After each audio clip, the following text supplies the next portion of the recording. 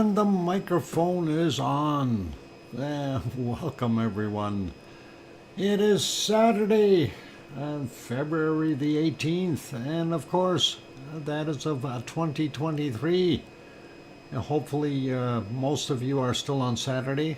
There might be a few that are already on Sunday, but and some that are getting very close. So all cool.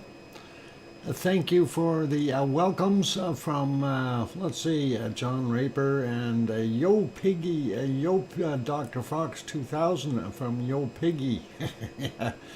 And thank you. And Sue says, hi Doc, I hear you. And Sharon Stewart says, I can hear you, DrFox2000. And thank you, Philomena. And let's see, King Colin also. Okay, cool. Yeah, sorry, I had to clear my throat. Got a frog in there or something. Ribbit. Anyway, glad to have everyone on board. Yeah, that frog seems to be stuck there. I need the frog wash. Hang on. Pepsi. Don't tell Kermit that. That's frog wash. Okay, that's better. Anyway, get Kermit out. Yeah, we'll have to do that. Anyway, yeah, Piggy's table has gone missing. It covers Kermit's ears. Good thing there, Piggy. Yeah, somebody likely liked that table more than Piggy did, and possibly somewhere in Greece, in Athens or someplace like that. And a new replacement has been ordered, from what I understand, though. So maybe the second one will make it. We'll see what happens. Yep, Athens somewhere. Somebody's using it and enjoying the wonderful colors. Anyway, first person in today again was Lizoid. He seemed to get in before that Pepper could hit the keyboard.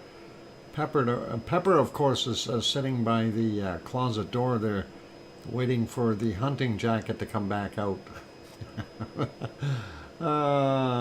So anyway, as you may have noticed, we don't have a live picture on today. We are showing Mauna Loa archive footage from the 7th of December of last year, and that is due to the massive amount of rain that they've been getting there at Kilauea. And everything is just not looking good. It is basically a steamy whiteout for the most part, and let's see if we can even tell what it looks like. I'm trying to just redo the pictures right now here. It's not looking good, guys. It's not looking good. Yeah, and of course I used one for my kind of a thumbnail there today, and let's pause that video for a minute.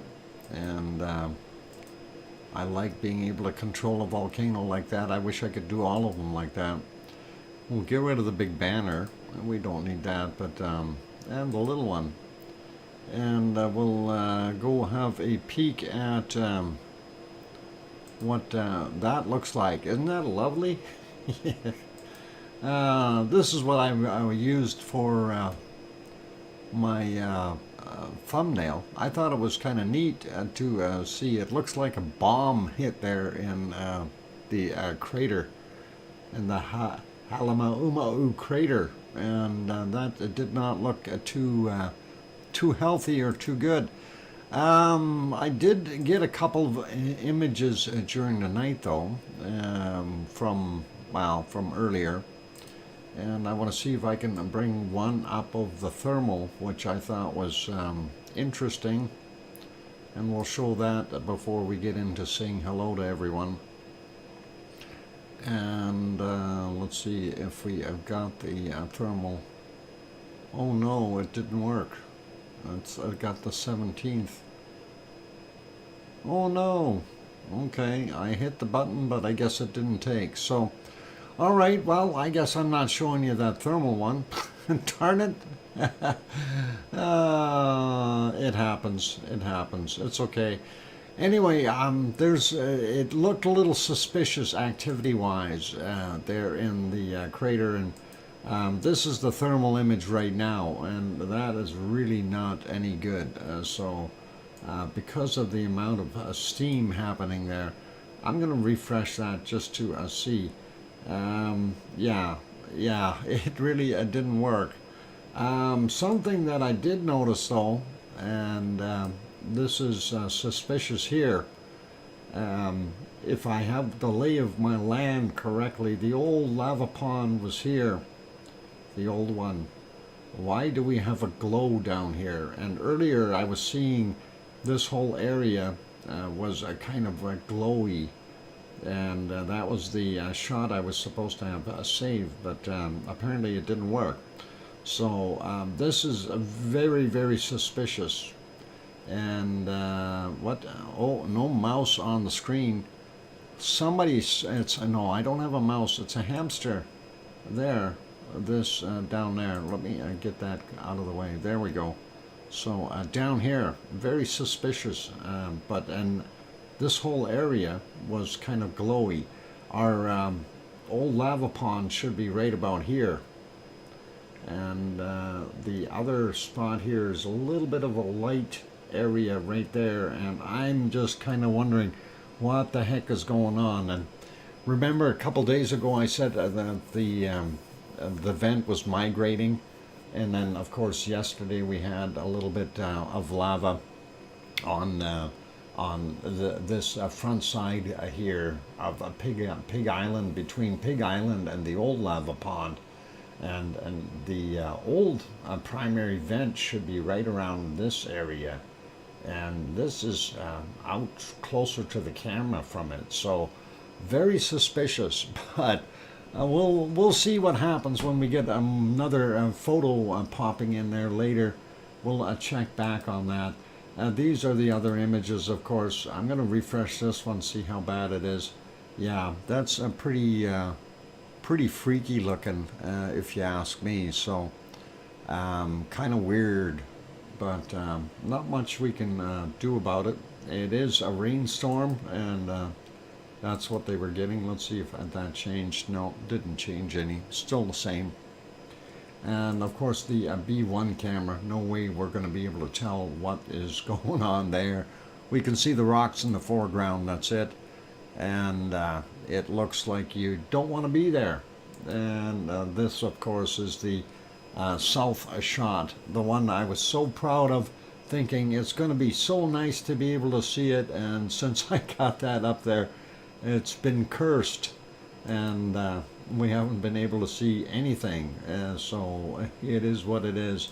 And of course that's getting back to the live stream.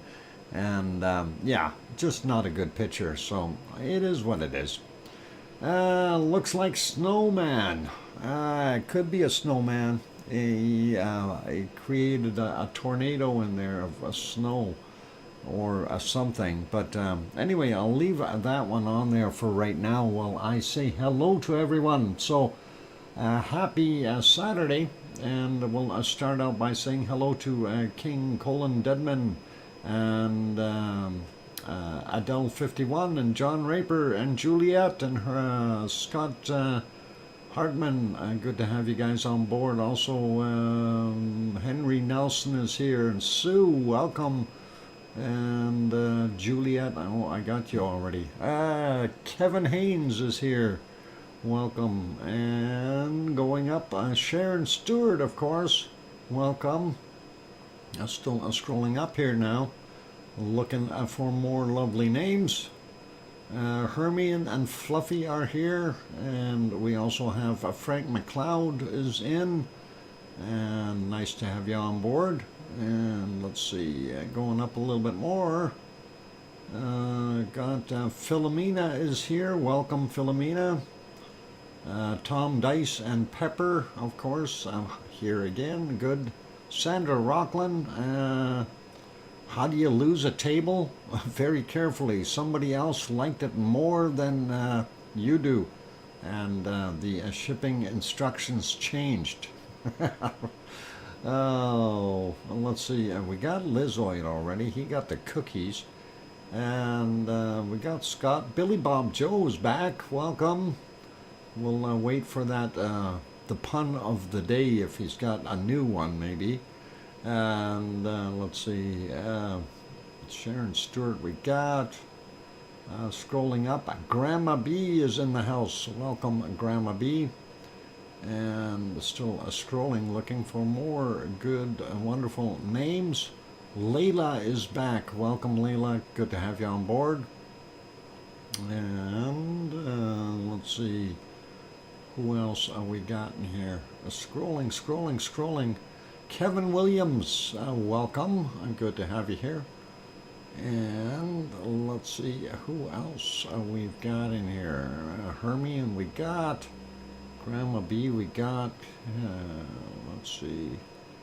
Still scrolling up here looking for others. A lot of chatty people, which is really good. I like that. And let's see. Still scrolling, guys. A lot of chat going on, so lots to scroll through. Layla, I think I got you already. And where else are we? I'm up as far as I can go. Don Arnold was here as well. Good having you on board, Don.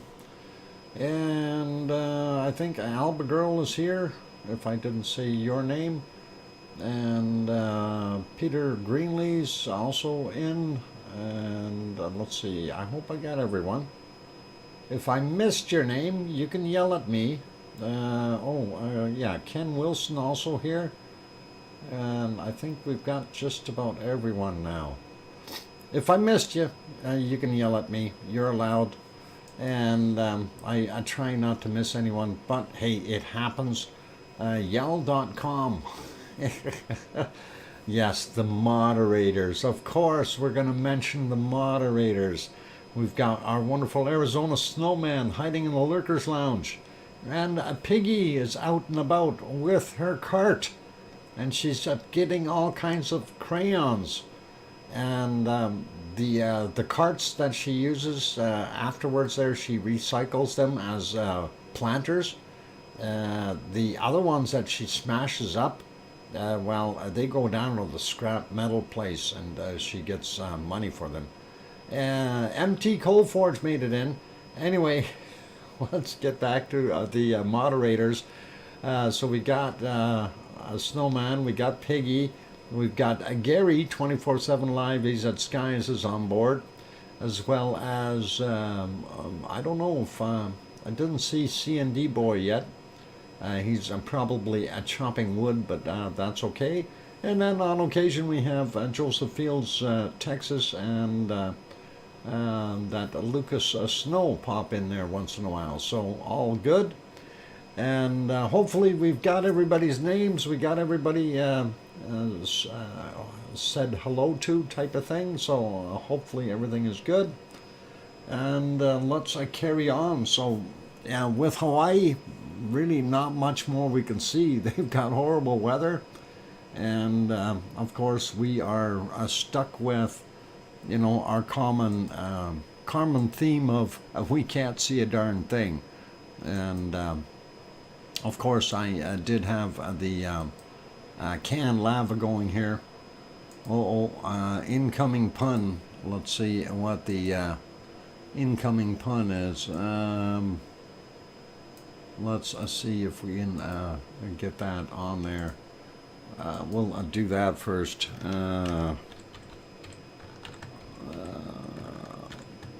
Okay, this is a Billy Bob Joe pun, not mine. Just so if it's a bad pun, don't blame me.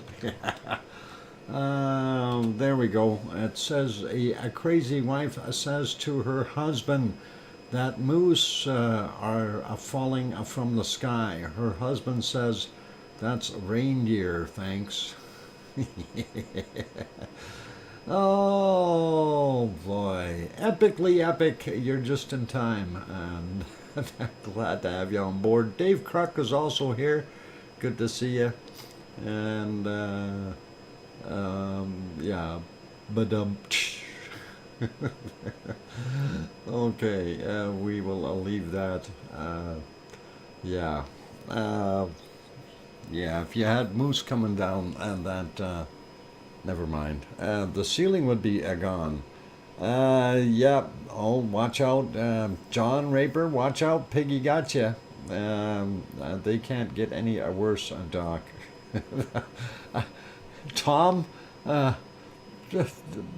Billy Bob Joe's got some really bad ones, so trust me, they can. Oh, let's leave Hawaii. Let's go somewhere safe, like maybe Iceland. Maybe Iceland's got nice weather. We'll see what we've got there. Hang on, I gotta find Iceland. How come I'm not seeing Iceland? Oh, I know why. I see the problem.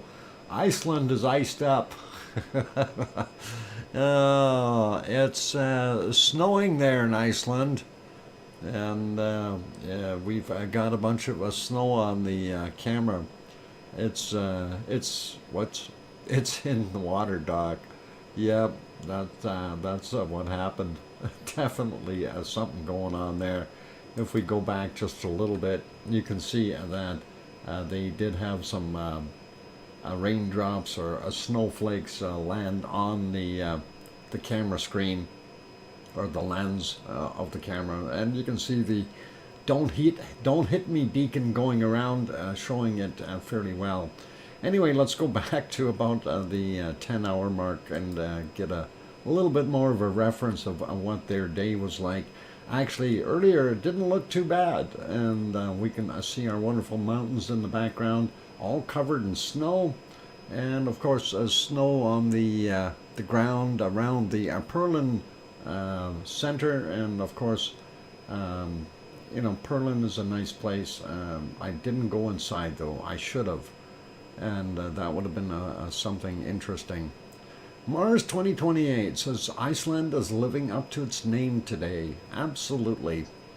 It seems to be anyway. So let's put that back to live. We'll make that small, get the next one out and make it big. And that one isn't iced up yet, but you can see the fancy colors of the beacon going by. And of course, off in the distance here, the airport. Yeah, you can't see it. And lots of snow again, so Alex will be out skiing with his cross-country skis, hopefully. And I don't know if you can actually do that. I don't think they've got any ski trails there.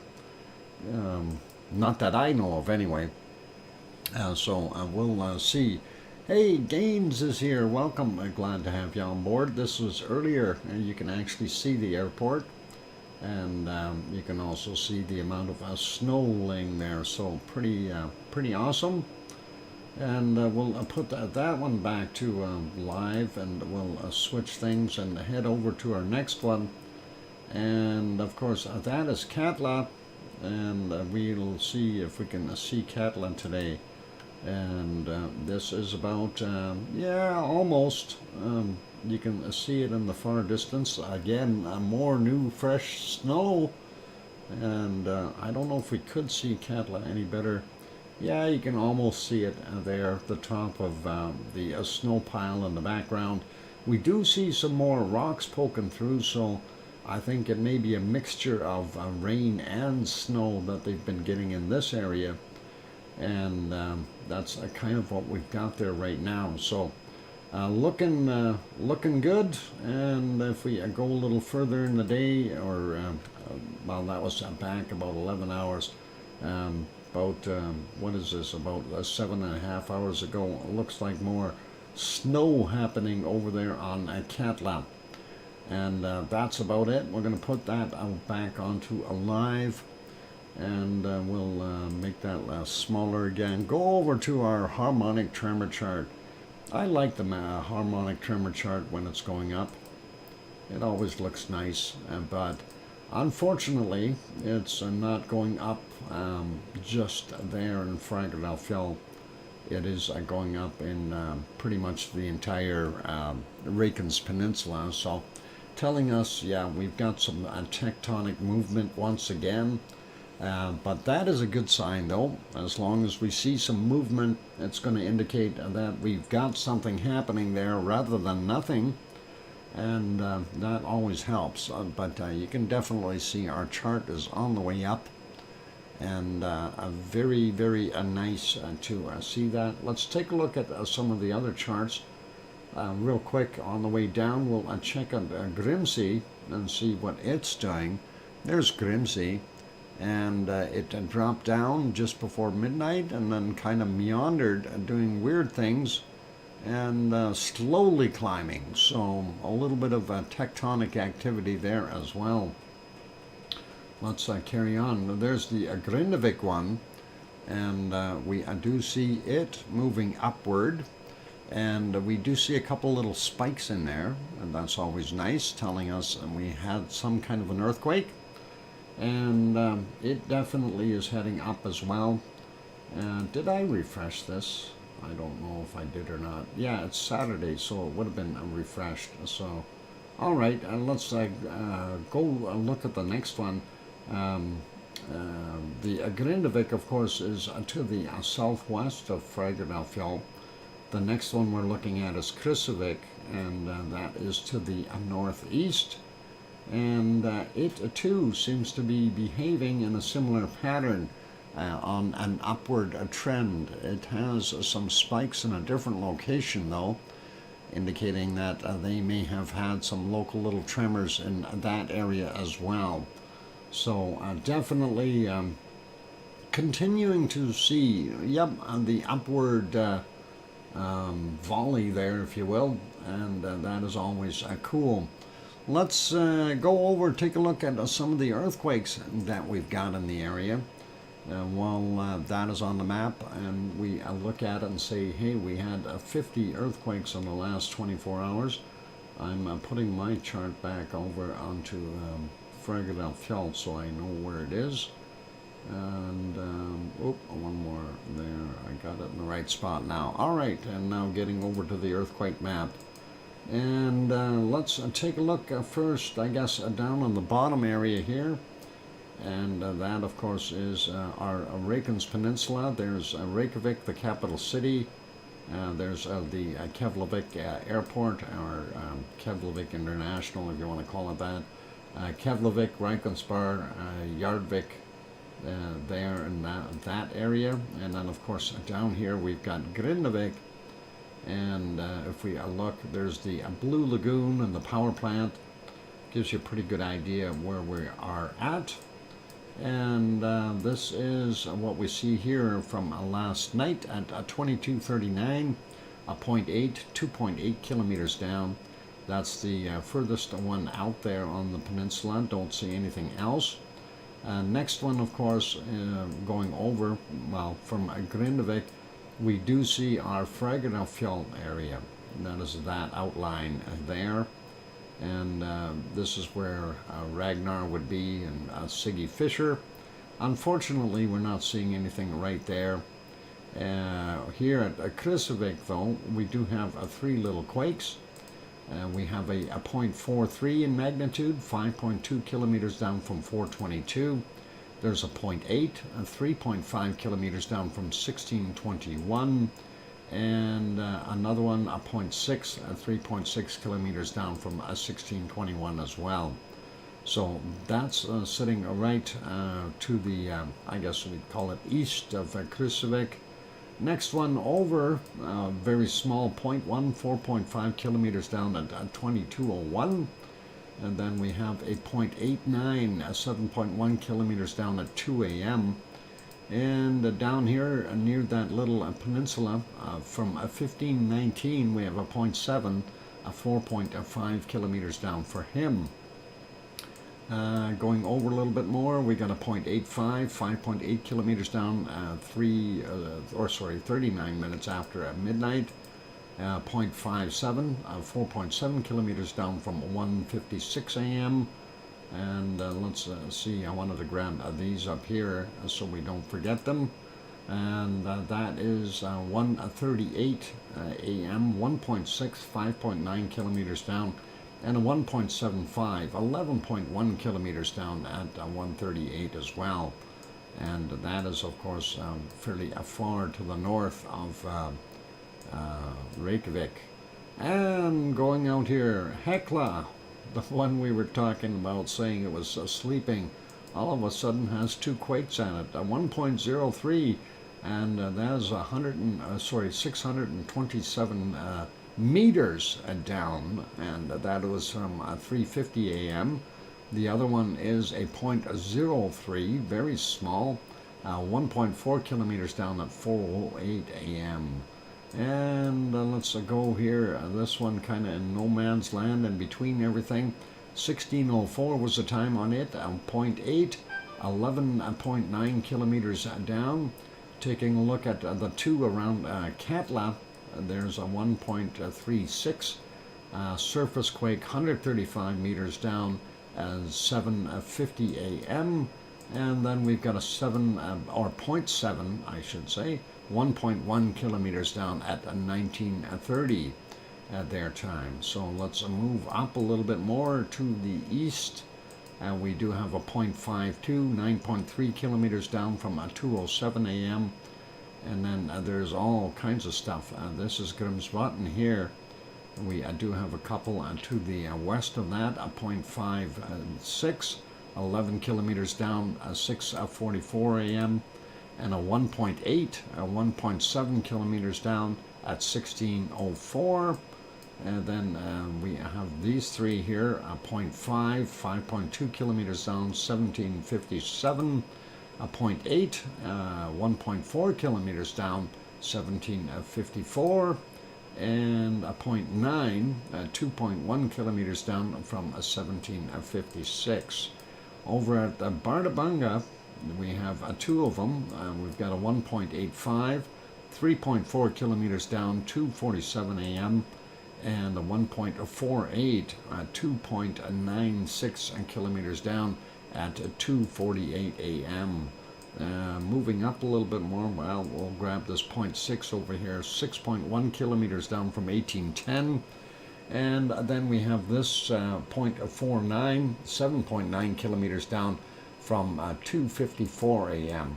Looking at Astya right there, it doesn't really have anything right in the caldera.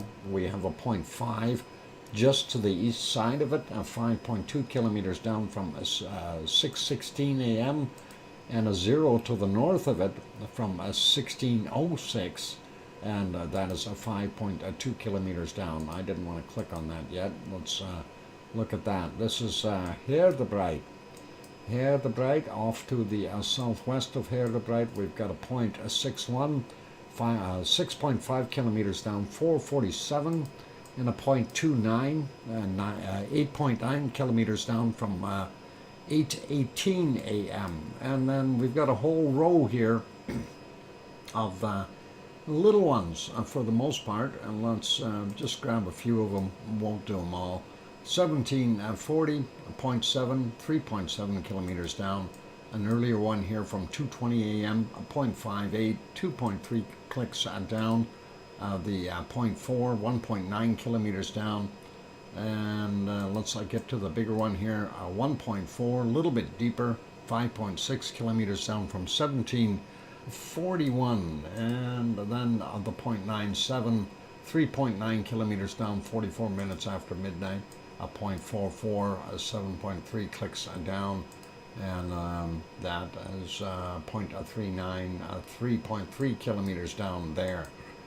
So yeah, interesting to see those. They continue, little swarm. We'll move up a little bit, looking at this one, 0.5, 3.9 kilometers down from 1129. And then a 0.41 in magnitude, 16.6 kilometers down, a little deeper for that guy. 8:26 was the time on it. And then up in the northern section, all out in the water, 0.6, 5 kilometers down, 14:56. The next one is the 1.2, and that's 3.3 kilometers down from 14:08.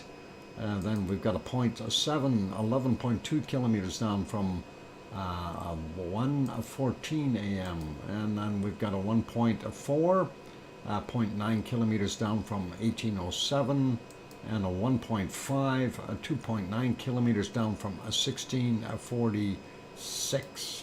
And we'll grab this one over here, 5.4 kilometers down, 11:19 a.m. And then two more here, 0.89, 13 minutes after, 1.3, try that again, 13.1 kilometers down from 9:47. And the other one beside it, 1.5, 9.5 kilometers down from 15:34. Thank you for the 5-minute warning, Piggy. So that's what we've got there in Iceland. Gives you a pretty good idea. I like holograms, I think. You do. Holographics. Yeah, if they were as good as Star Trek, I'd like them. But, holograms. Some of them are interesting. And anyway, that's it for Iceland, you guys. Let's take a quick look at the Azores while we're doing our stuff. And then we'll maybe have a quick peek at other things after the break. We'll take a look. Let's turn that off. There we go. That, of course, is the harbor and the town right there on the southern side of the island of what the heck is it? Sao Jorge or Sao Jorge? Sao Jorge in Portuguese. Anyway, that's the harbor, and that's the town. You do see the lights of Pico Island off in the distance. For those who aren't familiar with that, that should, that's the wrong one. There, that should be Pico Island with Pico Volcano on it. And of course, that picture was not from today. So there you go. But this one is, certainly. And let's go over to the other one. And of course, here we see our cove, the one that we just peeked at. And just to let you see that, that's that cove. And again, not from today's picture, but that is what it looks like. And it looks like not bad.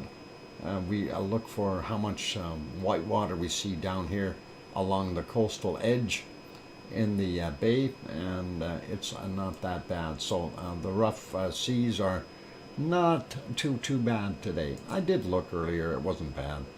And I don't know, but I think these guys are off a day with their stuff.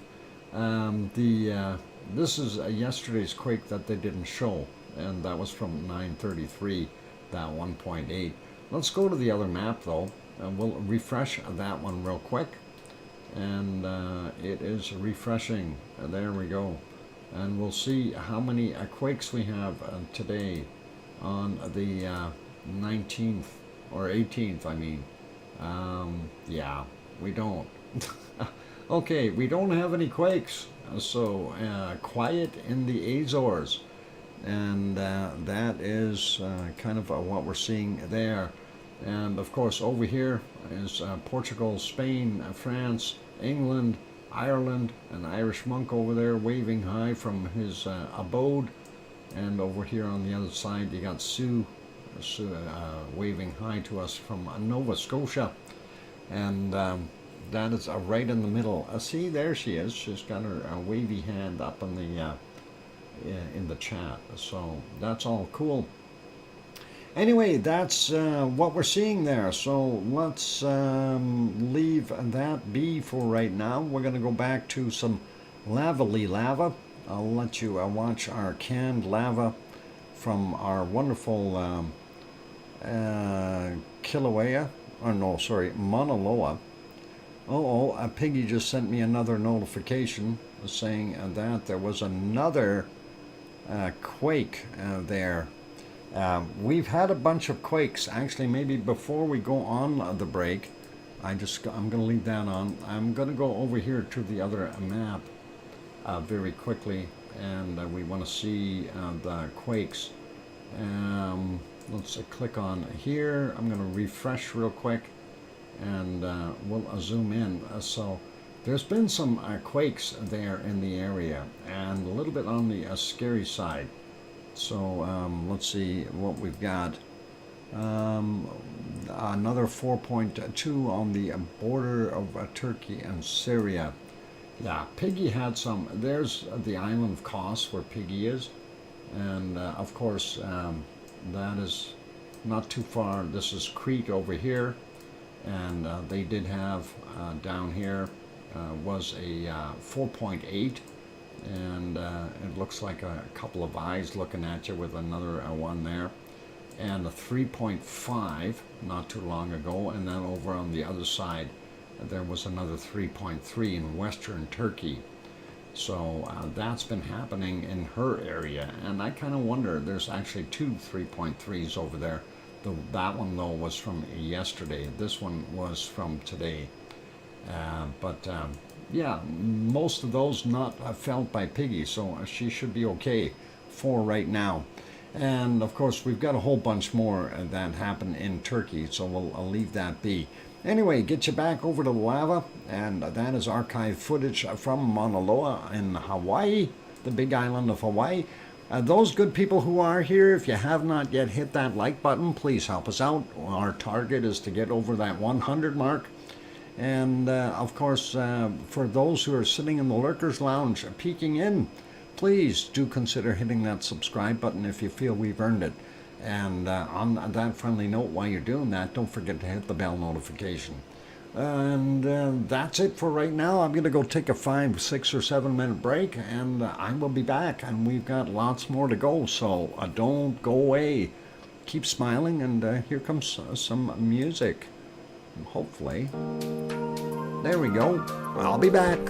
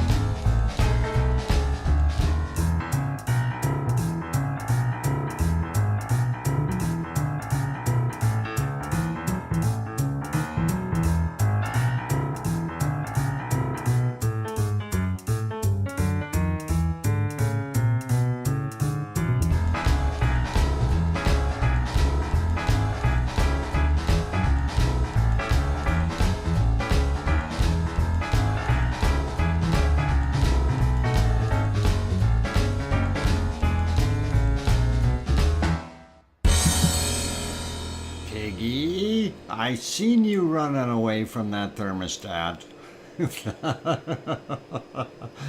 I can't sue. My hip hurts. Yeah, she's running around too much. Welcome back, everyone. Glad to have you on board. I'm your host, DrFox2000, and you're watching VolcanoX live stream. On screen, of course, Mauna Loa from December of last year, because we can't see a darn thing there at Kilauea.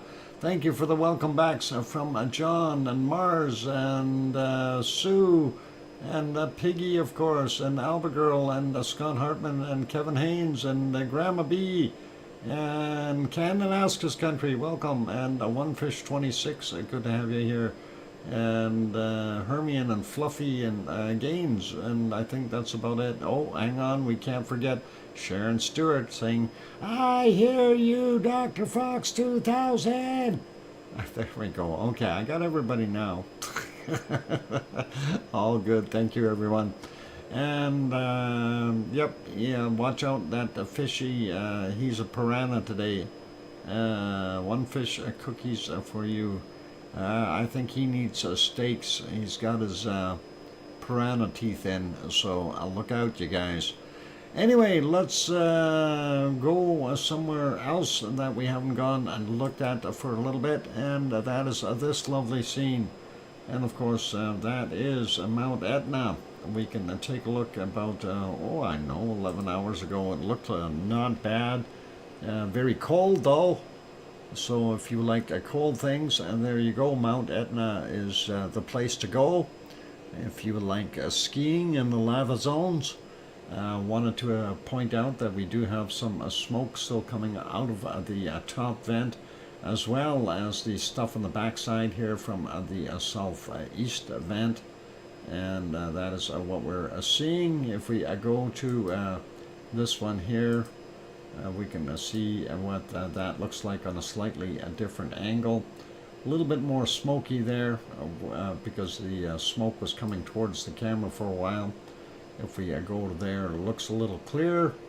But yeah, no new activity there. All quiet, and that is kind of the way it is. So not much we can do. I'm going to pop those back on live so I know where I'm looking when I see them. And yeah, let's get that fixed up. There we go. So next one on our list of call is, of course, oh, hang on, that wasn't quite where I was supposed to go. But that'll help me find it nice and bright. There it is, and that's called Popocatépetl, and it's buffering. What a surprise. Going about here, Popocatépetl is, let's see, we'll go here, 1313. They had a little bit of a plume, and that is 70 kilometers south of Mexico City, and that is pretty awesome. So, yep, a little bit of stuff going on there at Popocatépetl, and we see that it didn't have any lava involved or anything like that, unfortunately, and been fairly quiet otherwise. There was a couple more little puffs earlier. Let me see if I can get on this one here from 9:51 a.m. There we go. And not bad, so that is okay. And let's see if we go back even more into our golden times of the morning. I don't think there was anything major going on. We did have a little bit of smoke or steam coming out of it, but that is just about 7 a.m. their time. If we go back into the night, we do see the glow of lava on the material that is coming out, and some good stars in the background. Wow, eh? I'm surprised that that camera can pick up the stars so well. Mind you, they've got the iris open a little bit longer, so that is why we're only getting 1 frame per second rather than about 30. But you can see there that lava is lighting up that smoke. And if we go back here, there was I don't know, nothing major, I don't think. Here's one right about here, if I can get to it. And this was at 3:15. Again, really nothing serious as far as you can see that smoke coming out over top of the lava, starting to glow really nice.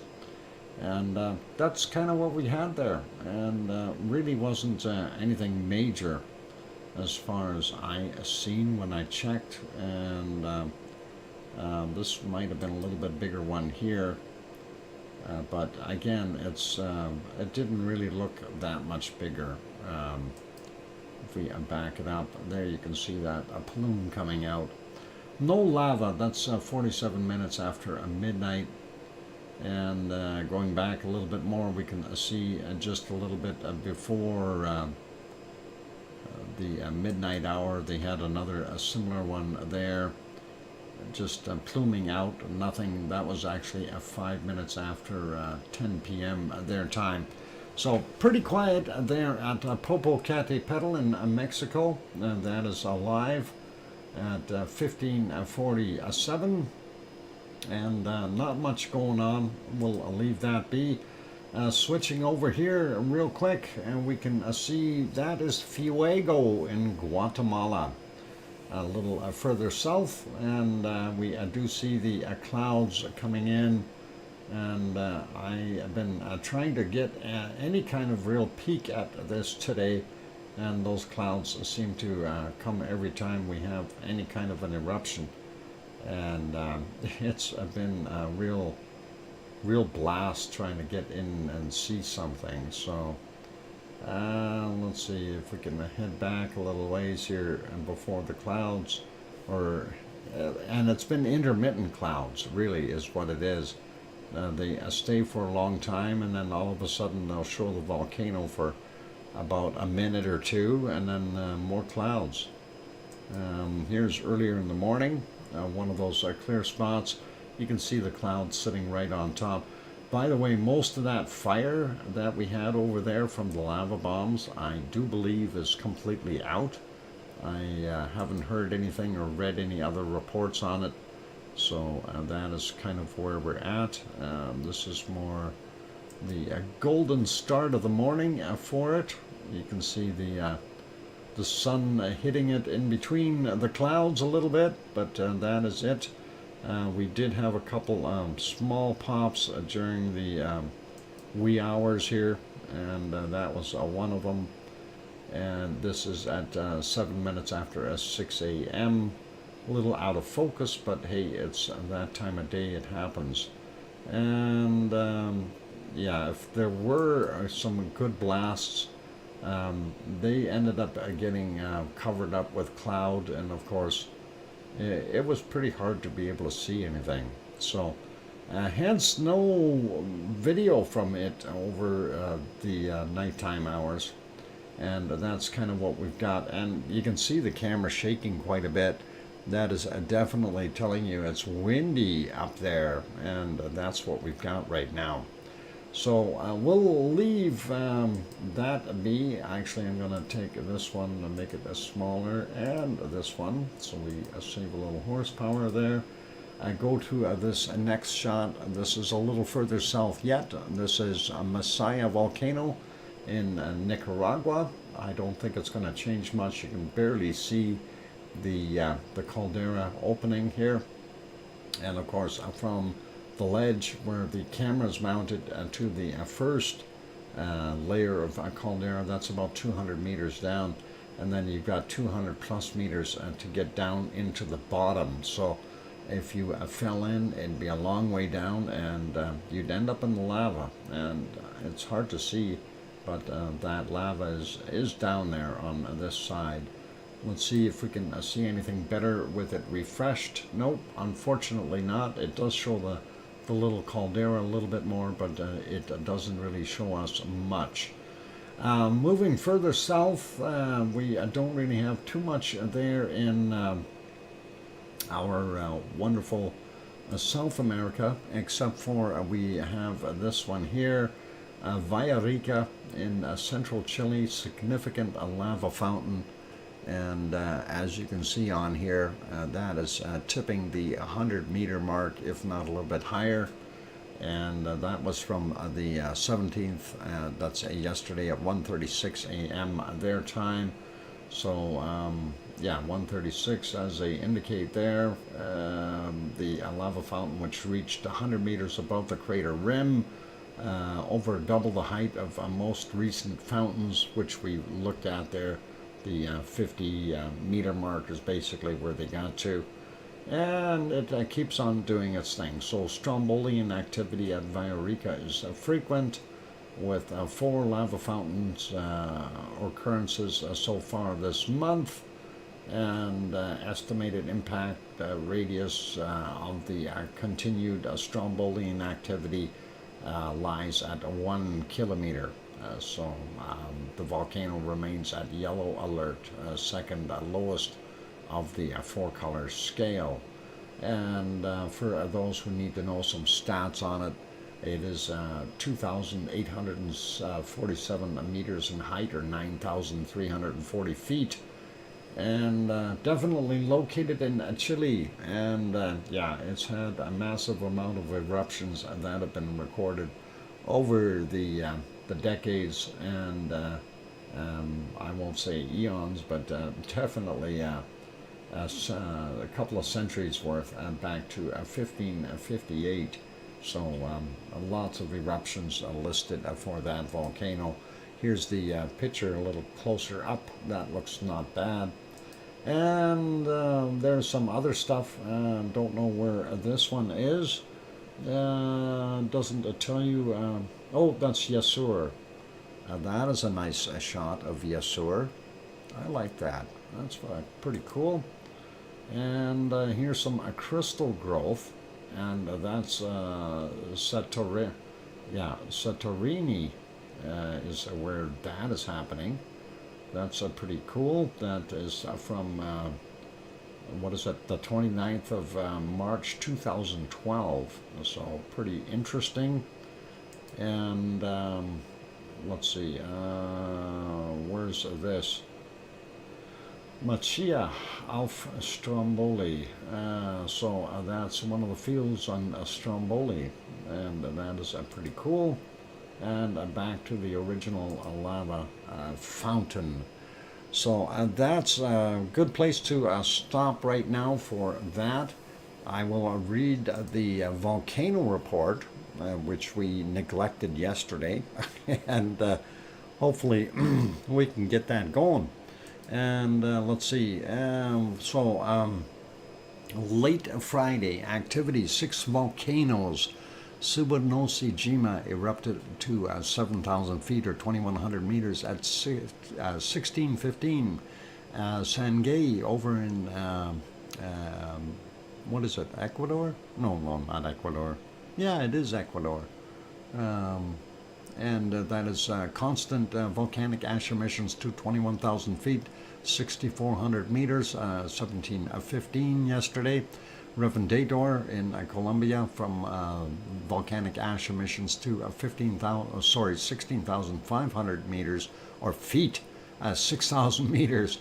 And 18:30 was the time on that. Sabancaya, a little further down, unable to detect at 19:30.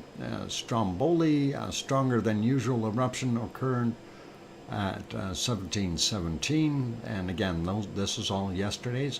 Semeru volcanic ash reported to 14,000 feet, or 4,300 meters at 23:15. Now, activity for Saturday.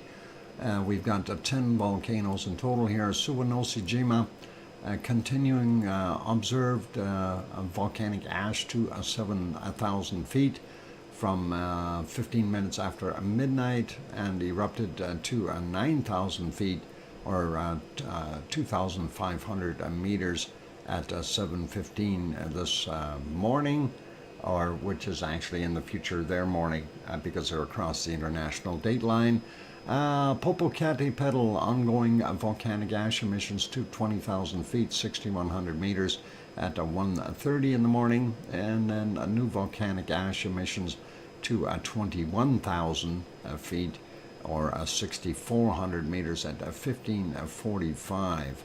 Fuego, ongoing volcanic ash emissions to 16,000 feet, 4,900 meters at 155, and then again at to 15,000 feet or 4,600 meters at 915. Shivelish, possible eruption observed at to 14,000 feet at 4,300 meters. How can you have a possible eruption observed? But I hope anyway that they seen it.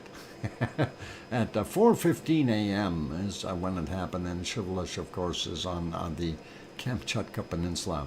Sangay back over in Ecuador, that would be, no, is it? Yeah, it's Ecuador. Volcanic ash emissions at 20,000 feet, 6,100 meters, 4:45 a.m., and then again to 22,000 feet or 6,700 meters at 10:45 a.m. Sabancaya had intermittent emissions to 23,000 feet or 7,000 meters at 5 a.m. and then 27,000 feet or 8,200 meters at 1,400. And let's see, Revendador, no volcanic ash observed at 5:45 a.m. Cotopaxi, volcanic ash emissions observed to 21,000 feet, 6,400 meters at 9 a.m. And our Karangatang over in the, is that Philippines or Indonesia still? Volcanic ash emissions 8,000 feet or 4,100 meters at 10:30 their time.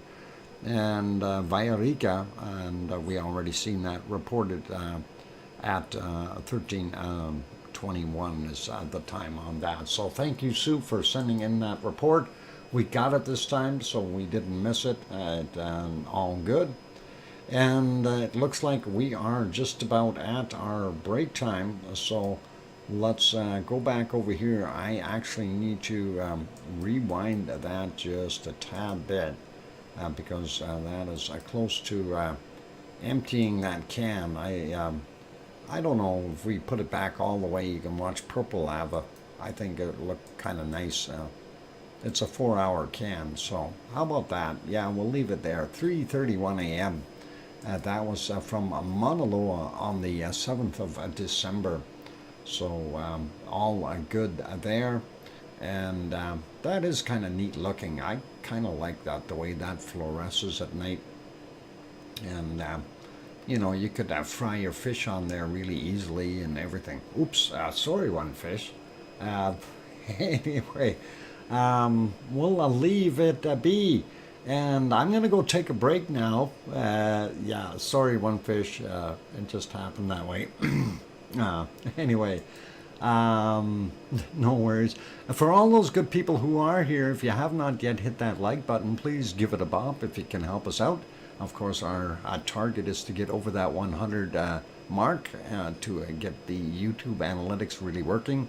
Also, for those who are sitting off in the back and haven't subscribed yet, the Lurkers Lounge kind of people, please, if you have not yet subscribed, consider subscribing and really help us out if you feel we've earned it. On that friendly note, after the break, we are going to have some bacon seeds. So keep smiling. We'll have bacon seeds, and then we'll carry on with the rest of the volcanoes. And we'll see what happens. And so don't go away. Keep smiling. Here comes some music. And I hope you guys notice we've got a few different songs in there. And I'm trying to add more music. Right, and keep that something a little bit more fresh in there, and hopefully that's been noticeable by some of you. Anyway, I'll be back. Don't go away. Keep smiling. Hit that like button. I'll be back. I'll be back.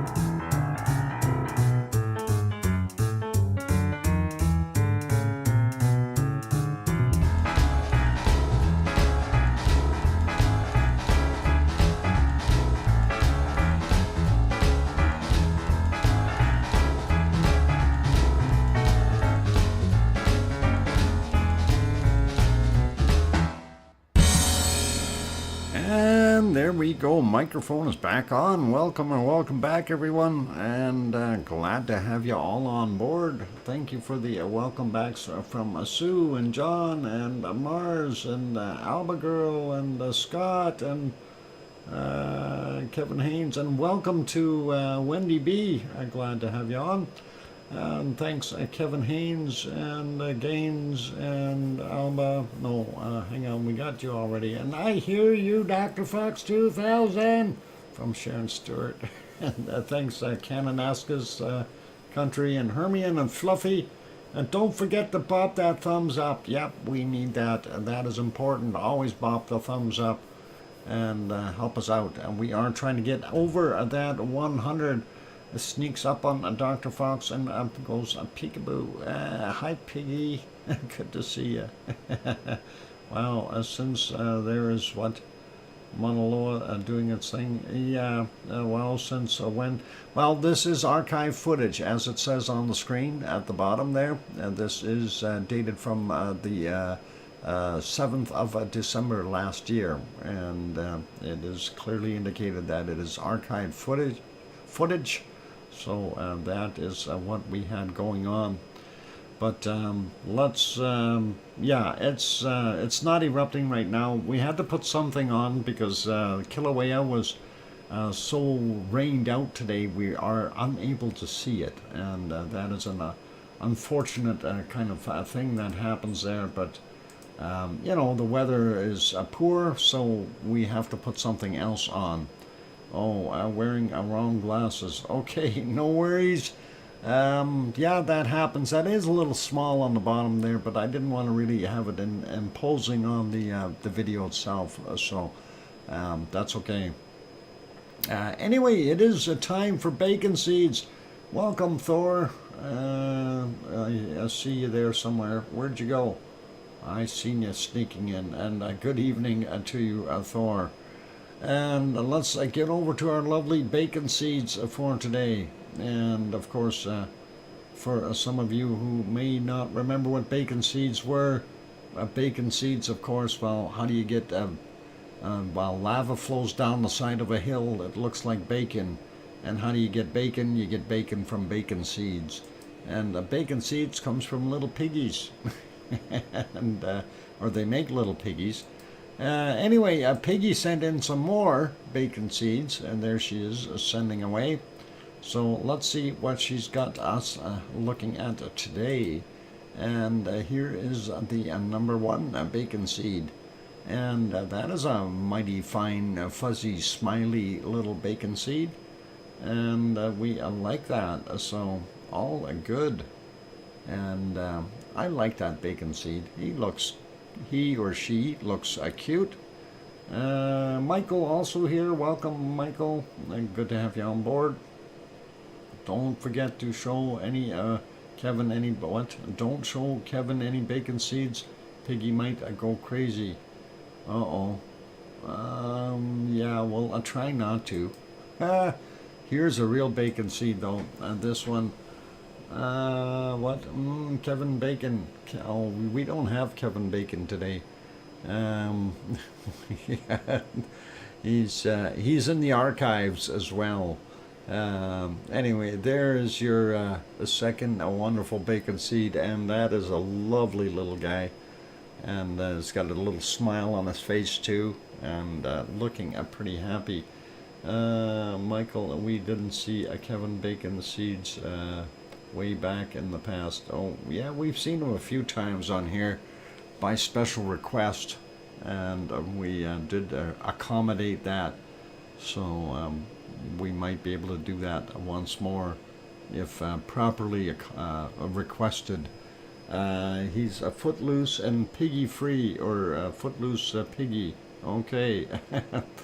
Here's our next bacon seed, and of course that little guy, just a handful, and he's kind of a chocolatey looking guy, but they forgot to stir it, and he's got some whipped cream on his forehead there. I'm kidding.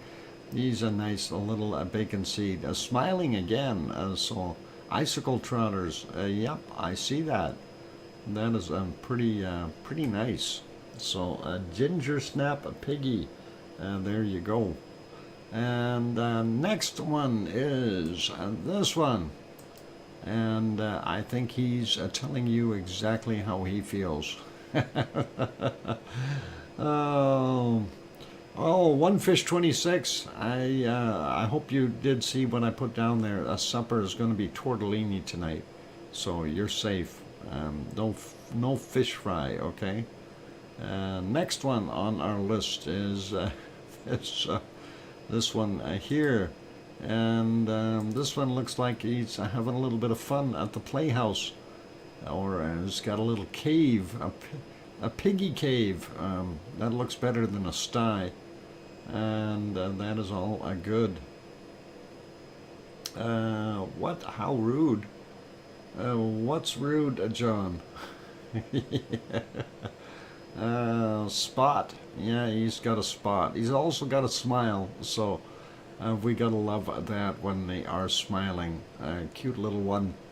And Piggy is rude. Oh, yeah, I'm not gonna take her street cred away from her. She can be sometimes, and she'll snout bop you and bite you in the leg and everything, just because you're there. You don't have to do anything. She'll just do that, just because she wants to have some fun. Anyway, yeah, street cred rules. Yeah. Piggy is a wonderful person. She just owned up. Yeah, she does. She's very honest, John. She doesn't hide anything. Poppet is worse though. Just saying. Yeah, there you go. And sneaks up on John and snot bops his knee. Yeah. Oh. Anyway, we do have one more bacon seed to look at, so let's flip it over there. And that is this little guy. And look how small that little bacon seed is. So that's our last one for today. And all good. So that's it for the bacon seeds. And we will head off and see what our next volcanoes are up to. And I do believe we shall go over to, we'll take a look at a couple of them actually, or a bunch. We'll go to this one first. No, not that one. How about this one? There we go. That is Merapi, and it is clear skies there at Merapi. 5:15 in the morning. We can actually see it, which is really awesome. And if we go like this, we can see it a little closer up. It is windy there though, so you see the camera shaking a little bit, but you can definitely see where the lava can flow down in here and over on this side. And I think the guy in that one video, he flew up on this side here with his drone. That is a pretty awesome sight to be able to see that. And it was pretty cool when he did that. And there's cameras mounted up top here on the edges. And I thought, wow, that is pretty wild. Pardon me. And let's go back in time a little bit and see if we can spot any lava. And there was a little bit there on the other side coming down on the edge, and we didn't see anything coming down this side. So most of it, unfortunately, on that side. We do see the top of the volcano smoking fairly good. And yeah, that didn't look too good there. Must have been the camera shaking when we stopped there. There you can see a little bit more. And definitely coming down the side of the hill. And it is active.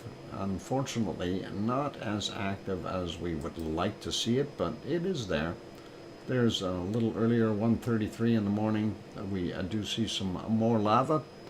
And that is pretty cool to be able to see that, like it. And if we go back a little bit more, relatively clear again. They weren't zoomed in on it, but we do still see it there. And going back a little further, a little less activity, really nothing major to report. So, and then prior to that, it kind of was in clouds, so we're not going to worry about that. We'll put it back on live, and this, of course, is what we are seeing now, and the lava basically flowing down this side today. So, pretty cool, and we'll leave that guy be. We'll go over to our next volcano, and that is Mount Ruapehu in New Zealand. And the last one, of course, is in Merapi, Central Java, if I didn't mention that. This, of course, Ruapehu, nice to be able to see it right off the bat. A beautiful looking volcano. Let's fix that screen. There we go. And we can see it really, really well now.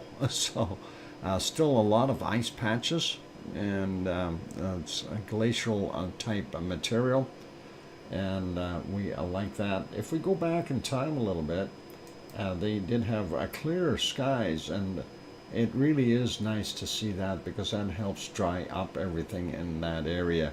They've had a lot of rain over the last week or so, with that Gabrielle storm going through. So that is 8 to 10 this morning, and if we go back a little bit more there, you can kind of see that not bad looking, and even at night you were able to see some stars again, and that is a pretty cool, pretty awesome. Let's put that back on live, and we will get over to our next thing here.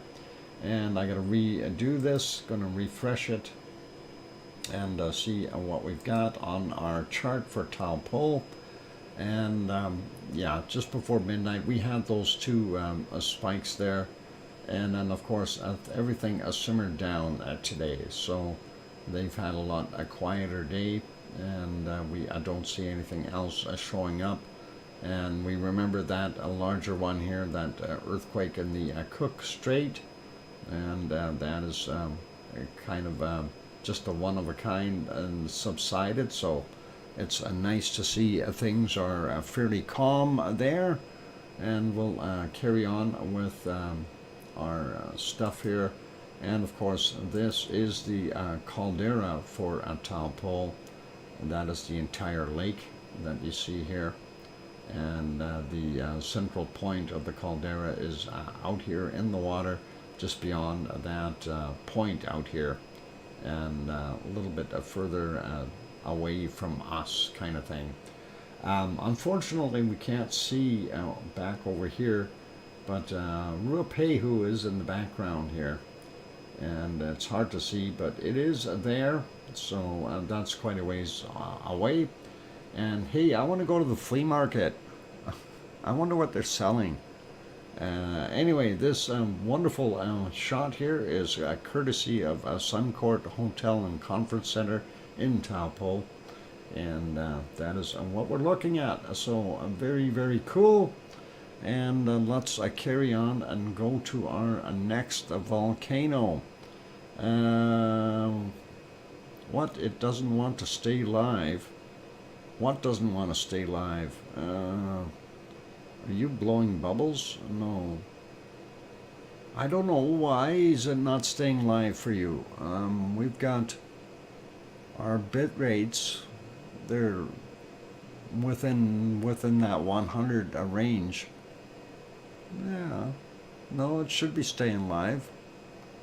I don't see any issues here on my end, so hopefully your end will be okay. Let's fix this screen up real quick here. Nope, not that one, this one. Oh, I know what the problem is. Never mind. How about I make that bigger? There we go. Now we can see it. Ugh. Get your gas masks on. We apparently have an ash plume incoming or outgoing from Semeru. And Semeru is in East Java.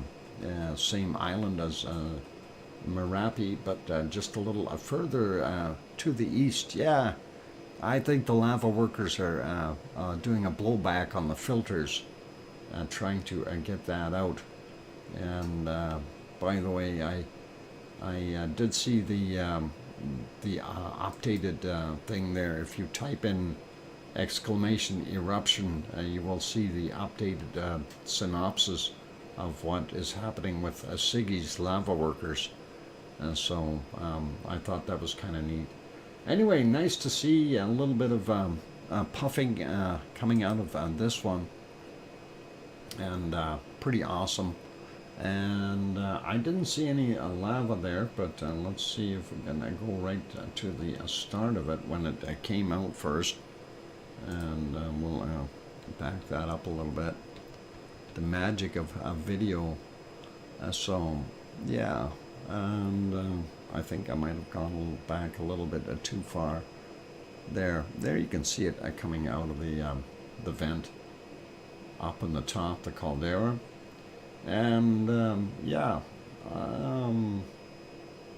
apparently Siggy's lava workers are presently on vacation in Hawaii, at the beach on the Big Island, and it says there they are, however, poking at Kilauea on occasion, and they'll update that. Anyway, that is what we've seen there for a little earlier. And of course, I made a video, and before we continue on here with looking at some of the other stuff, I'll let my video run first. And I see I have another one here I need to remove first, though. And this was a little bit of a time lapse I put together earlier. And this was from actually yesterday's time. So we see at 1939 or thereabouts and onward, we see some bacon coming down the hill. I had to kind of catch it between the clouds, and it was a little hard to get it all the time, but it was pretty good lava flows, and a few good little pops in there as well. So nice to see that it is doing its thing. Welcome, Leo, and good to have you on board. And did I say hi to Juliet? I think I did. And let's see, Mars 2028 also here, if I didn't say hi to you. Good afternoon or evening, or anyway, there's some more pops, and we like it. Always nice to see a little bit of action from a volcano. I just wish it would be sustained and more, like something like what we originally seen at, of course, Ragnar, when it was going continuously, or Cumbre Vieja, and that's the kind of stuff I really like, when you've got that massive eruptive material continuing, just pouring out of there, right? But we'll have to settle for the little Strombolian style pops there for right now. Anyway, that is what it was like. Let's go back a little bit in the other one here. And there were a few shots where we seen some popping. And like this is one of them here. I just want to get it to the right spot. You can see a little bit more lava coming out, and then just shortly after that, there it goes. It popped out quite a bit, and definitely see some lava bombs flying there, and lit up very, very nicely. So that is pretty cool. And a lot of that one actually had more lava than any of the other ones that I was able to record. So I thought that was kind of a nice little treat to be able to see that on top of everything else. A little bit more flow on that one. And of course, that looks pretty darn good. And I don't know, I think there were a few more that we had. I'm going to see if we can find a couple of them. There was one somewhere around here. I'll get on it right away. Just want to see if there was a secondary pop or anything from this one before we go away from it. breakout eruption simulator to see if it's going to do something bigger soon. Yeah, I don't think it's going to do anything really major. I think it's just going to continue to keep puffing away. Let's back that up a couple of seconds here. This one is at 4:25 this morning, and that was a little earlier than the other one. And again, it was about the same thing. We see those lava bombs being ejected at quite a distance, and you can see that over on the hills and stuff. So again, you wouldn't want to be anywhere near this thing up in the caldera area. So a lot of material being ejected, and pretty cool. 2-minute warning. Thank you, Kevin, and that's all good. That's about right what I'll need for looking at these. Then that pluming was pretty good, and the lava flow going down the hill, not bad at all. Dr. Fox, I think it would be really cool if 2 pineapples could get up to a Kilauea on a day like this to bring us the sound of the rain hitting the lava boiling. Yeah, you know, that would be a really awesome thing. The problem is most of those places are a little bit further away, but I got a sneaky idea about that, and I'm gonna have to write an email to somebody. It won't be 2 pineapples though, but we'll see. Anyway, going back a little bit further here,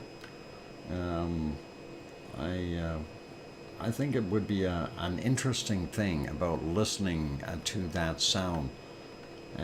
Although it's somewhat dangerous to be out there when it's raining and wet territory, if you know what I'm saying, while it's doing that. Let's see. Oh, I missed and I got to the wrong spot here. Right around here is where I wanted to go.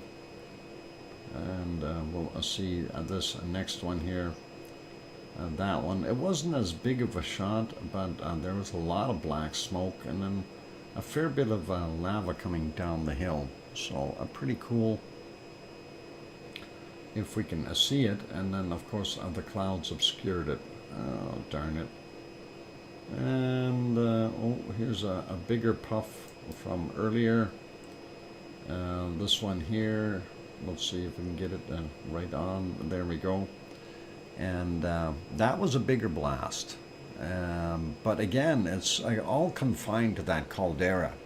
So, you know, most of it is stuck in there. It didn't really go far.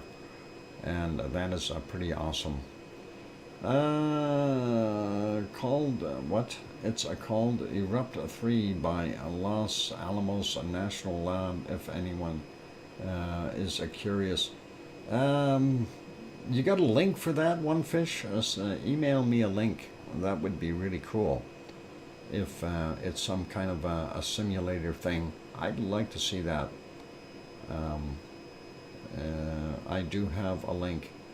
Okay, yeah, shoot me the link if you can, please. And we'll drop the link in the chat, and that'll be awesome. Yeah, email it to me, and that'll be good.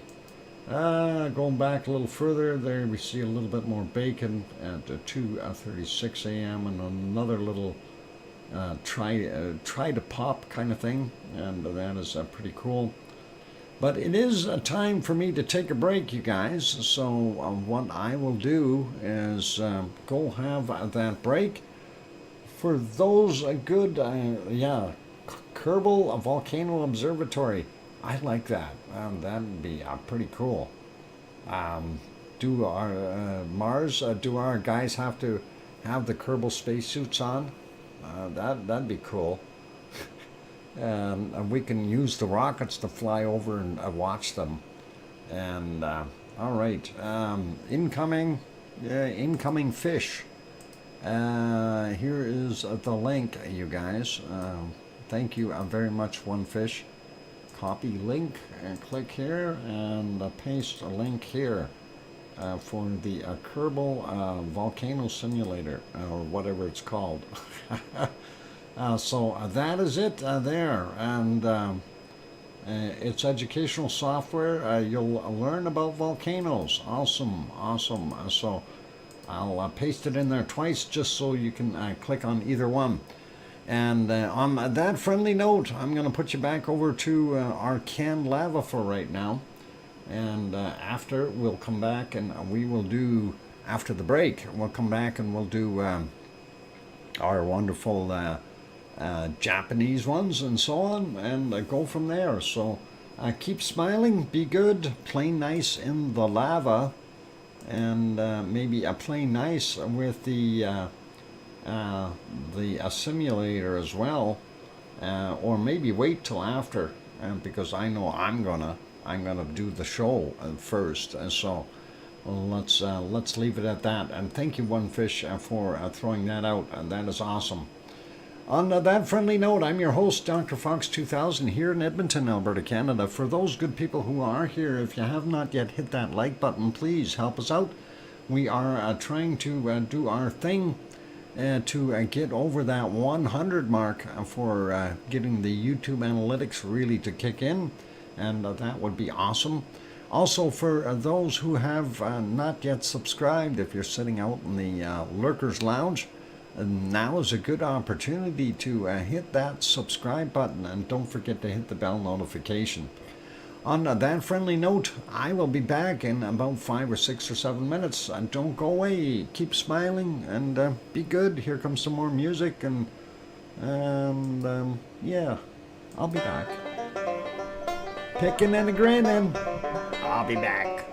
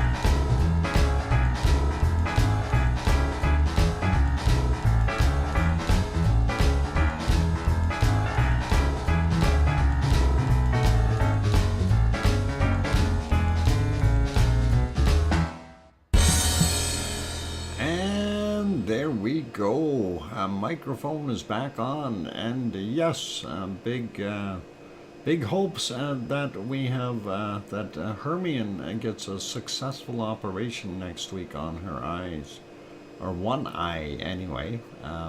The second one will be later on, from what I understand. Thank you for the welcome backs from Alba and Mars 2028 and Kevin Haynes and Kananaskis Country and One Fish and Sue Hayes and John Raper and I think I've got everyone. Adele saying good night, everyone. Good night, Adele. You take care and all the best to you. And hopefully that is good. And Piggy also went to bed, so Piggy needs some sleep. It is late there. She's been going through a lot of stuff there as of late, so hopefully she will be okay. And yeah, and another operation for hubby, yeah, for Hermione's hubby. So lots of stuff going on in their household there, and hopefully Fluffy can take over and take care of all of them. And that should be a good, if only, eh? That would be nice. Anyway, yeah, so all good, Hermione. Hopefully everything will be good for you. I think the eyeball operation will be a success. That should be good. That's something positive to look forward to. And even my mother is got hers scheduled for in April, and hopefully that is going to work out as well. And again, it's one eye at a time, so that helps a little bit, hopefully. Anyway, let's get over to our next volcano. Fluffy is comforting me. That is a good Fluffy. We will go over to Japan. Japan is not that good looking right now. They've got some horrible clouds moving in. And of course, since we are fairly early in the day at 7:43 a.m. Right now, the birds are flying down lower. And let's see, I don't think they were soaring up very high at all today. Oh, there they are. There's our flock of birds. And 7:26 today is when the birds were in. So, yep, they are doing their thing. They're still fairly low, though. Usually we see them up just a little higher. But, and that is all cool. And let's see if we go back in time. And with the cloud tops and just sitting on top of the volcano, it's very, very difficult to see anything going on. This is at 6:13, and you can see, you know, it's just not that good. And as we go back into the night, it was very dark there, so very little to be able to really make out or see. We don't see any kind of a glow or anything. This is 35 minutes before their midnight, and we didn't see anything happening. So if there was any kind of an eruption or anything, it's hidden by the clouds, unfortunately, and we don't get to see it today. Going over and looking at the long range shot, we don't see too much there either. Not even an ice cream boat in today, so hopefully we'll see an ice cream boat before we get back to it. We'll go take a look at the other volcanoes. Next one on our list, this of course is Sakurajima in Japan, southern end of Japan, right near Kagoshima. And the next one is down on one of the islands. This is Suwanoshi-jima, and Suwanoshi-jima suffered kind of more or less the same fate with those bad clouds, so very difficult to tell. But as of late, Suwanoshi-jima has been putting out some explosive eruptions, and we don't see too much going on there right now. Looks like they did have some clear skies earlier at 3:26. It looked fairly good. But then we've seen some weather moving over and across, intermittently. Don't see any plumes or eruptions coming out. Just some clouds moving over top, and earlier it looked like that. We do see a little plume right there coming out of the volcano, but again, those clouds had obscured the sky, so very, very difficult to make out anything. We don't even see any lava glow today, or we haven't. And then earlier on, it was a little more clear again. We did see another little puff coming out of there, but nothing major like what it's been doing over the last couple of days. So interesting to see, and unfortunately not seeing for the most part. So that's kind of it from Suwanoshi-jima.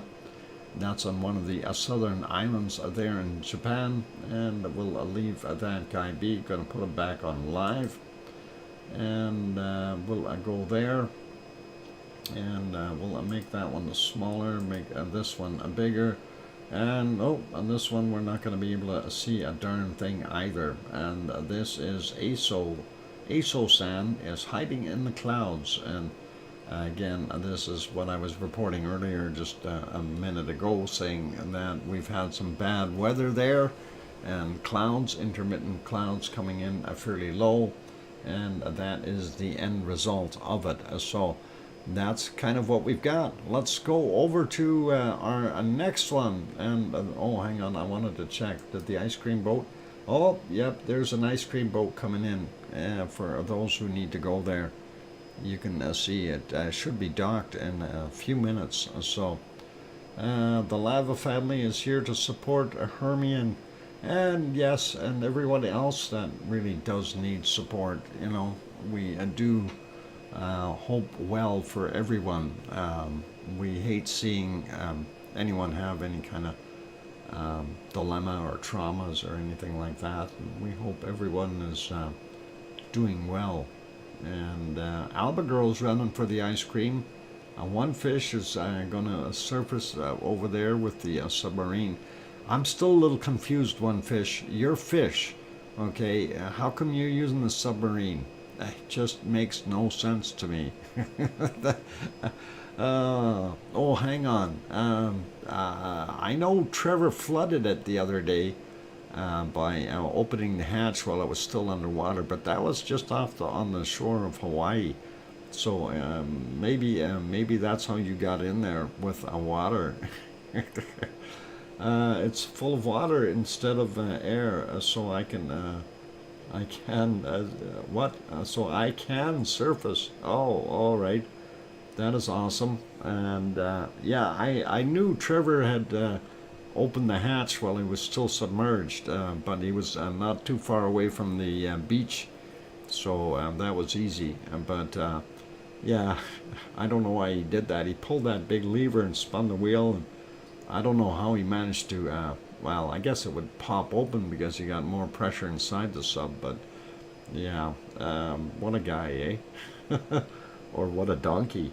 Donkey and screen doors. Yeah, we gotta watch out for that. Anyway, ice cream boat is docking, so you're all welcome to run down there and get some. Let's go over to our next location, and that is a very snowy Yellowstone National Park, and that is what we've got going on there. Snow, it's a happening, a snowfall, and even the buffalo took off. They didn't want any of that. So yeah, wonky donkey. I don't know. I guess you can't read too well, but that's okay. I'm sure we'll be able to pump that water out and refill it with air in no time. We do have the bilge pumps built in there, so hopefully it'll all get fixed up, and we can reuse that submarine. Yeah, so what can I say? Not the greatest thing happening there at Yellowstone. Yeah, what, this operation is near 5? Okay. Okay, don't need to know that. But yeah, we got snow, Yellowstone National Park. So not a surprise, and we'll see what happens there later. Maybe we'll see them swing the camera over and show Old Faithful, but I don't think it'll happen there today. Anyway, let's carry on with the stream. We will get over to our earthquake maps, and we'll start on that. I got to find the right map. This one, of course, is our other alternative map from EMSC, and that is a pretty decent map. They do cover a lot of stuff that we don't see in the USGS map, so they're both worthy of having. So if you type in EMEQ, that will bring up the link for this particular map. The other one, of course, is the USGS map, and we just let everyone Google that. You just type in USGS earthquake map, and that will show up on your browser very quickly. Anyway, let's run through a few of these. Some of them we still have on the board from yesterday. This one is from today, though. No, that's yesterday's 21:30. I think we might have looked at that. 4.3 Atka, Alaska, 215.7 kilometers down for that 4.3.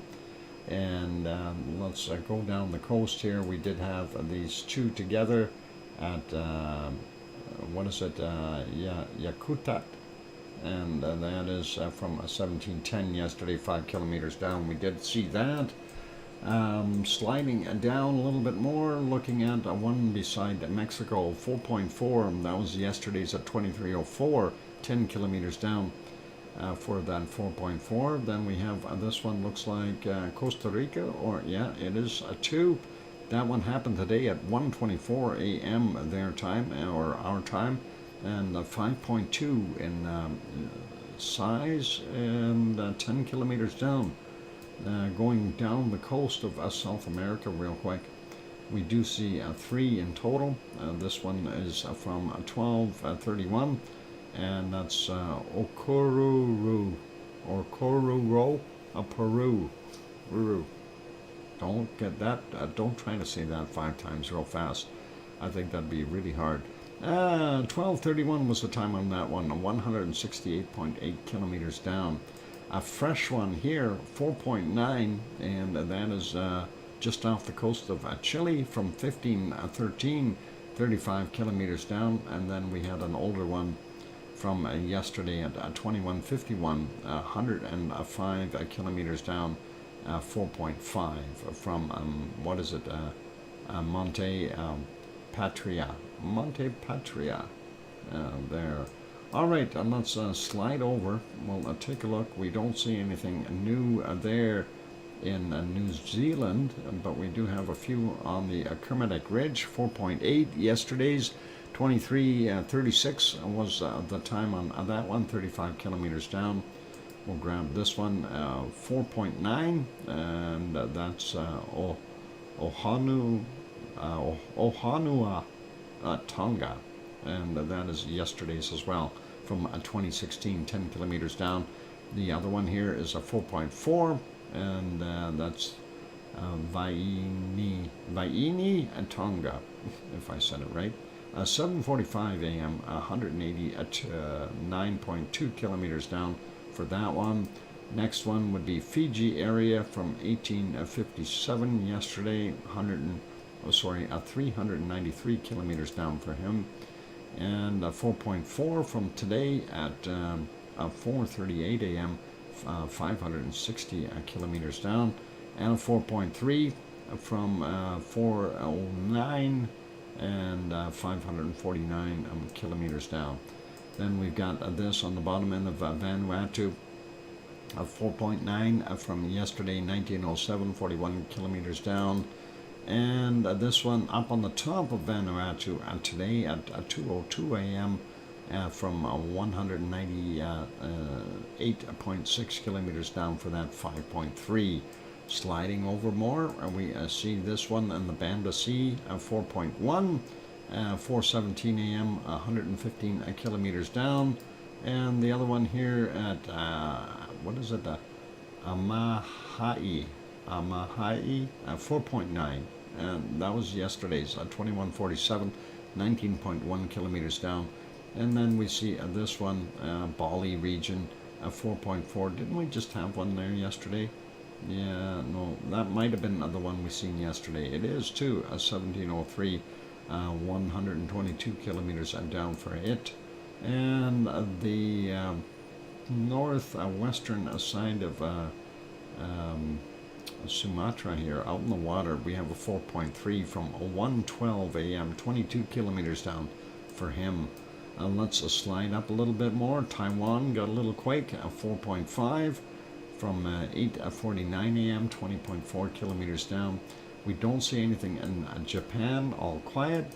And Kamchatka Peninsula had this guy, 22 minutes after midnight, was a 4.3, 89.6 kilometers down for him. While we're over here in the Pacific, let's take a quick look at Hawaii and see what is going on. And look, we've got one over here in Mauna Loa, 2.5 from 2300 yesterday, 5.8 kilometers below sea level. Interesting. Anyway, all these ones here in the Pahala region are all between 26 and about 37 kilometers down. So we'll run through those real quick.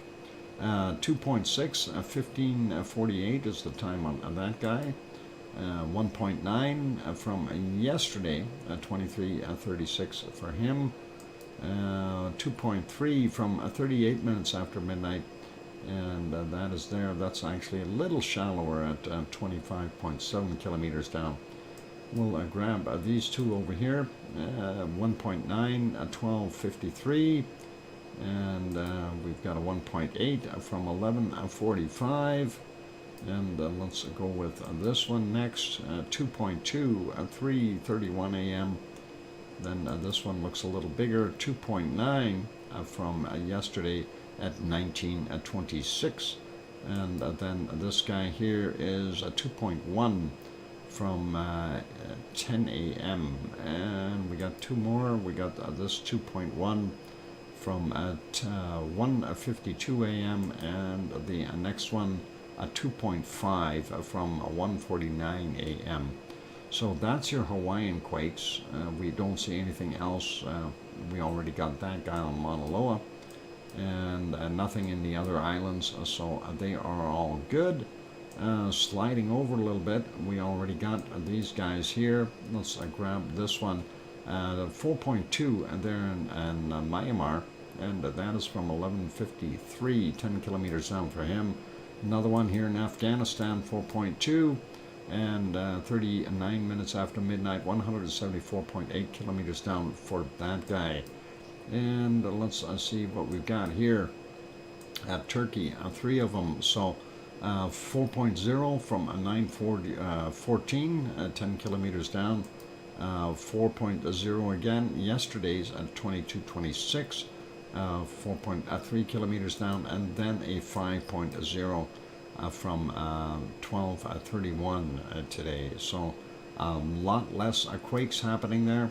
This one is, of course, what we were looking at earlier there, a Sea of Crete, just north of Crete, and that's a 4.7. It was listed as a 4.8 earlier on the other map. 10:32 was the time on it. So that is basically most of it in a nutshell. We missed a couple here. South Sandwich Islands, a brand new 5.7 from 14:28, 20.4 kilometers down. And then another little guy here, Mid-Atlantic Ridge from 7:07 a.m., 4.7 in magnitude, 10 kilometers down. That is your earthquakes for today. We'll take a look at the earthquakes in, well, we don't really need to do a lot here. There is only one that showed up there in our wonderful Canary Islands that is of concern, and that is right in Cumbre Vieja. It's a 1.4 from 1829, 7 kilometers down, and that is right there with the stars flashing. So that gives you a pretty good idea of what's going on. And yep, La Palma EQ is what that map was we were looking at. Thanks, Leo, and appreciate that. Let's put you back onto the canned lava from Mauna Loa. And when we come back, we'll start in on our weather, and we'll maybe be able to get this show a little shorter today, which is really nice for a change. Just to let everyone know, please, if you haven't done so already, hit that like button, and that would really help us out. We're trying to get over that 100 mark. That would really, really be good. Also, if you have not yet subscribed and you're sitting in the Lurkers Lounge, by all means, give it a quick bop. And, of course, don't forget to hit the bell notification while you're there. I also wanted to mention these streams are not monetized as far as the live volcano streams. I do have the other short streams and time lapses monetized, but not these streams. So just so everyone is aware of that. So on that note, I'm going to go take a break. Don't go away, you guys. And if you are seeing commercials in them, let me know. In this one, anyway. Just so we're all on the same level. And Kevin Haynes saying good night. Good night, Kevin Haynes. Take care, and we'll see you tomorrow. And remember, tomorrow is Sunday, so early stream again. All right, I'm going to go take that break. Don't go away. Keep smiling. And one fish, don't worry. I have got my tortellini all ready to go. The sauce is out. Tortellini is still in the freezer, but that's okay. Pot is ready to go. We'll make sure it's tortellini tonight and not a fish fry. I'll be back. Don't go away. Here comes some music.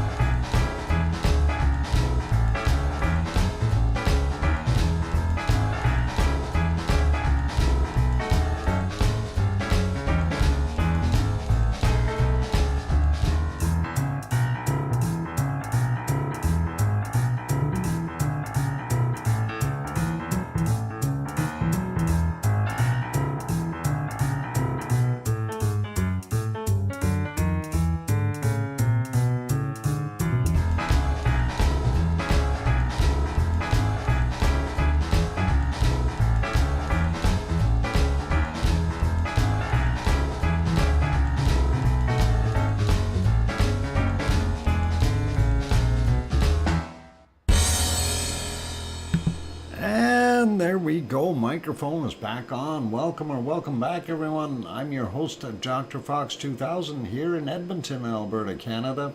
And you are watching VolcanoX, a live stream.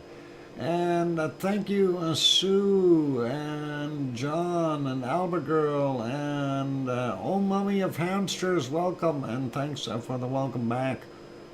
Good to have you on board, and Leo as well for the welcome back, and Mars 2028, and good to see you're back. All right, I didn't know you can see my back. I'm kidding, Kananaskis country. Thank you, Hermione and Fluffy, and all good. So yeah, let's continue on here. And yeah, Wonky Donkey, you told me you were very close to the beach when you opened the hatch. Now you're telling us that you were at 1,000 feet. Wow, I could understand you opening the hatch. You know, a donkey could probably do it in a, you know, about 20 or 30 feet below the water level, but at 1,000 feet, as Mars 2028 said, that's a lot of pressure. I don't know, man. That's got to be one heck of a powerful donkey to open that hatch.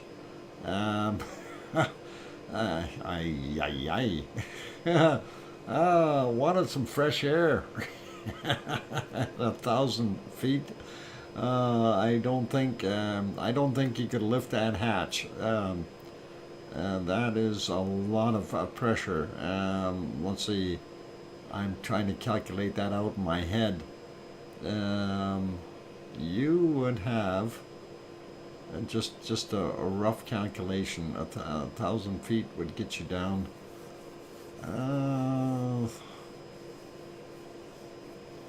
That would be about 25 atmospheres almost. 304 meters. Okay, yeah. Boy, that I don't know how he did it. He must have cranked the pressure up inside it a whole bunch to be able to blow that hatch out. That would be really difficult. Wonky Donkey, were your ears popping?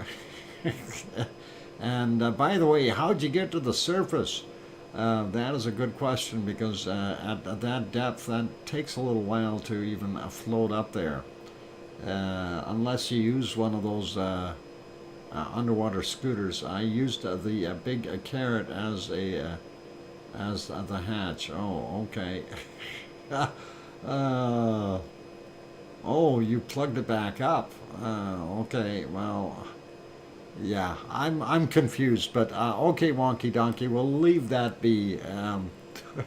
Anyway, let's leave our wonderful canned lava from Mauna Loa volcano in Hawaii, and we'll go take a look at our SO2 map for today, since we went through all our other stuff already. So here it is. I did refresh it during the break, so we should be fairly up to date.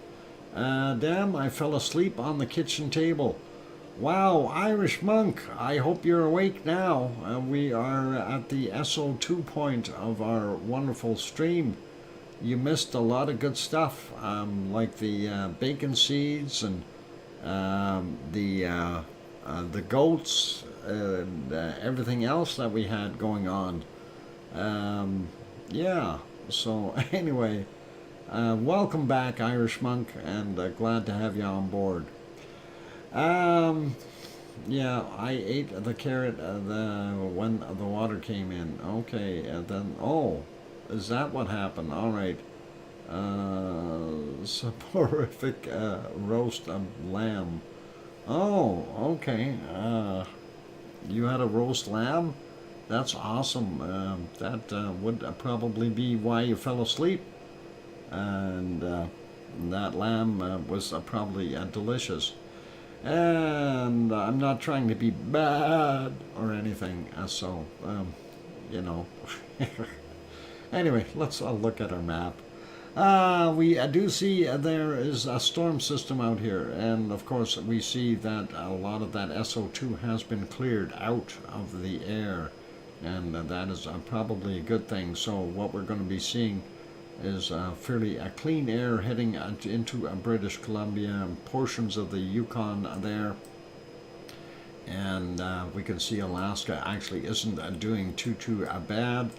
And looking at Alberta, well, a little bit worse, but not that bad. Same thing with Saskatchewan, Manitoba. Northern Ontario gets a little heavier. And I am trying to figure out where that plume came from. This is kind of weird. This is the second time we've seen a plume.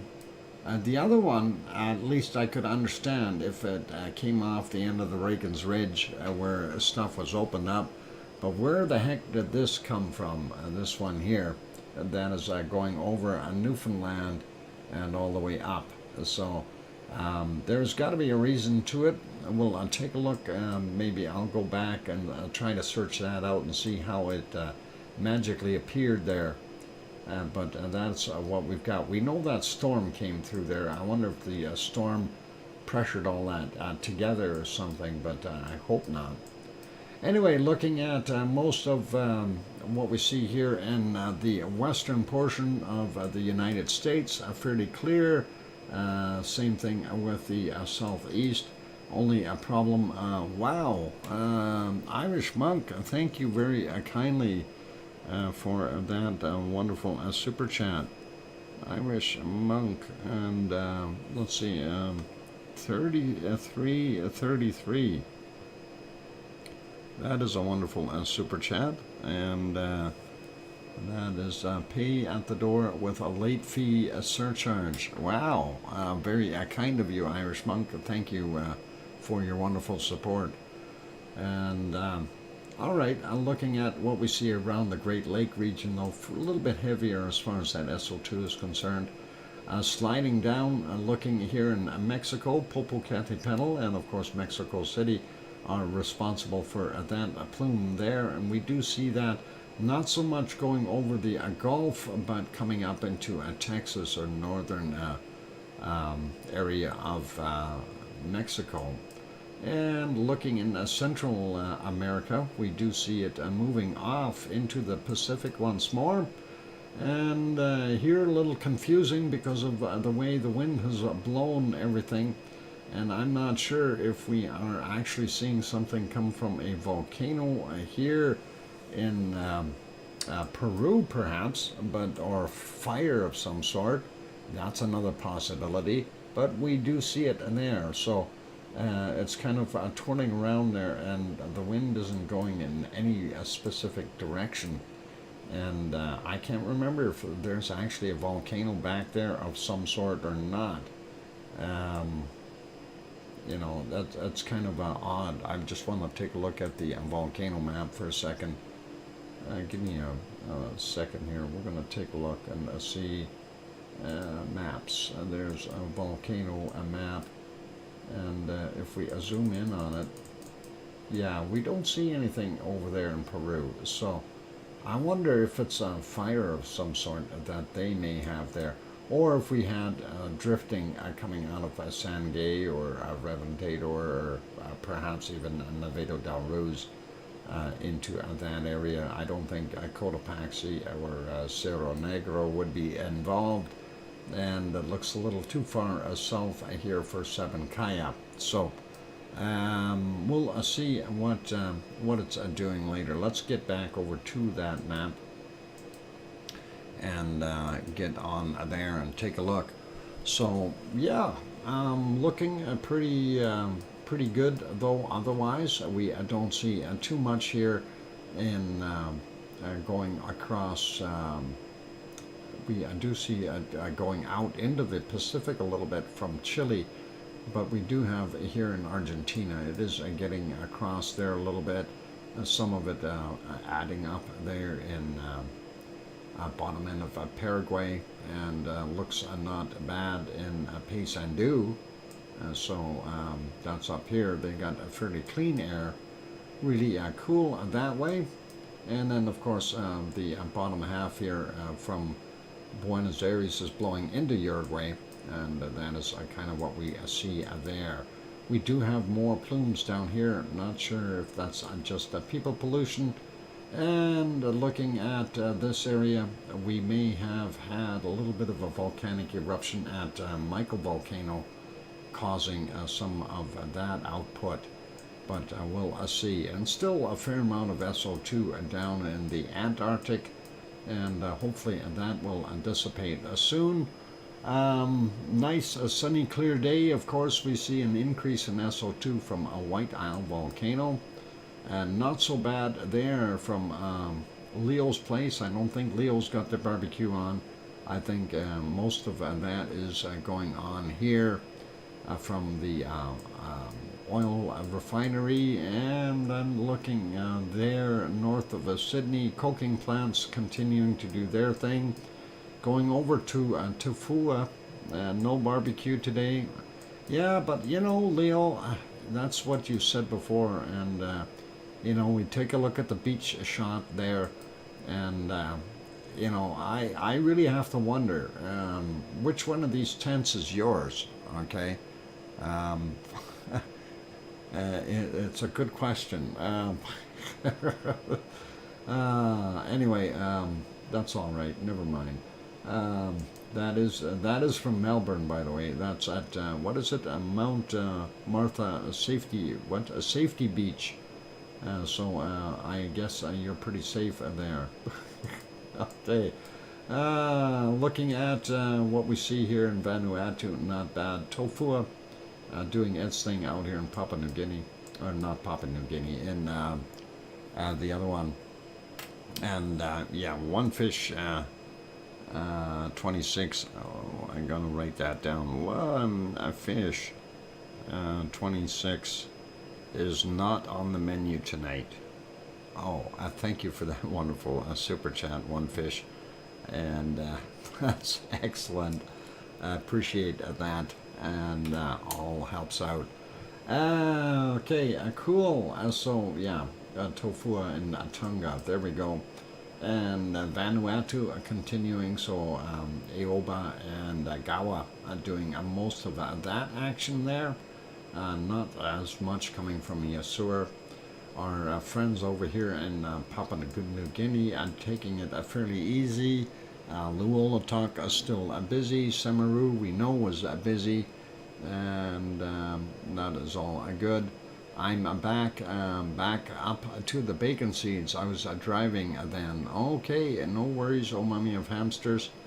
So Semeru and Merapi, of course, and then of course the city of Jakarta, as well as a bit coming from our wonderful Krakatau there in the strait, and then of course some stuff coming off of Kerinci there, as well as Marapi, and then Cinnabung up here, possibly responsible for a little bit. We don't see anything coming off of a barren island.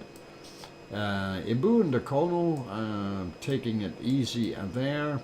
Very little coming, well, it's hard to say if very little coming from Mayon and Bulusan, but we do see that they've got a circulation and a bunch of rain in this area, so it could be getting washed out very, very quickly. But we do see that plume coming off of the populated area, as well as Manila there, and of course our wonderful Taal volcano right there. So that could definitely be continuing to off-gas with, and I don't know the levels. Last time I checked, it was 6,000 tons per day. It should be a lot less now. By the way, Hawaii was only about 2,000 tons per day now, so they are a lot less as well from Kilauea. And with all that rain, that number would really be doused down quite a bit. Sliding up a little bit more, we do see a little bit of a plume coming from Suwanoshijima, and not that much. We don't see hardly anything from Sakurajima or from Aso. Most of the pollution is coming over from China and then going up across South Korea, North Korea, and the Russian areas. We do have more coming from Russia up in this end at Vladivostok, if I have that right.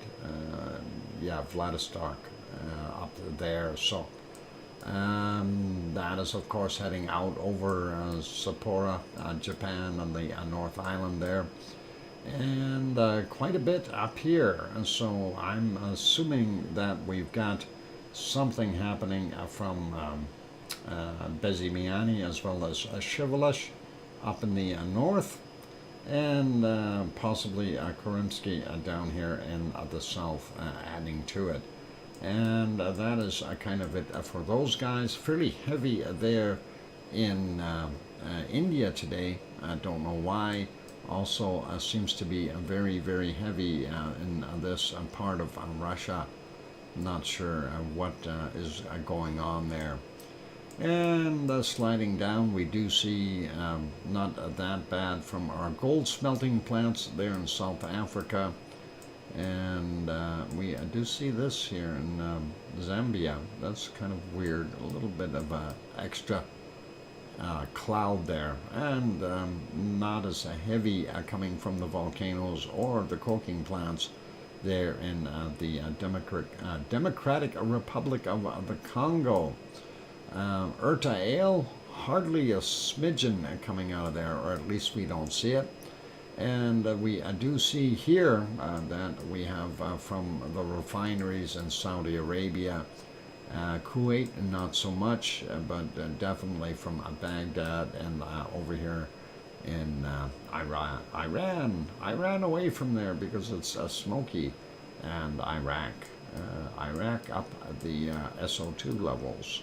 And seeing this coming down here is, of course, mostly from our wonderful Mount Etna. Stromboli definitely helping out. And, of course, a little bit coming from,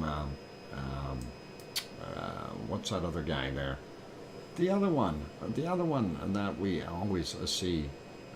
He's right here. Oh. Volcano, how about that? We'll use that one as a name. That works. And looking at what we've got here, looks not bad. In Spain, they do have some bands going across them. Portugal as well. Most of France, not bad. Germany and looks like Holland and Belgium getting hit with a little bit heavier layers there. Looks better up in Denmark. England looks like it's got a little bit of SO2, but clean, very, very clean there in Ireland. That Irish monk, of course, is on wind power, so he wind and solar and goat power, and that works really well. An Irish NGO measured high levels of pollution in the west of Ireland. Then we told them about the Sahara sand. Oh, they figured that out, did they? The Sahara sand that's been blowing out. That is interesting. I'm surprised that they caught on to that. And what did they say then? They probably went, oh. Anyway, not bad looking there in Sweden and Norway. But a little further to the east, and we see Finland is fairly heavy. We do see this band going across all the way there, and that is over Iceland. But Iceland itself looks not bad. So that's our SO2 report for today. When we come back, we will take a look at our wonderful weather map for well, around the world. We'll try to wrap that up in a half an hour. So we'll do that, and we'll see what we can do.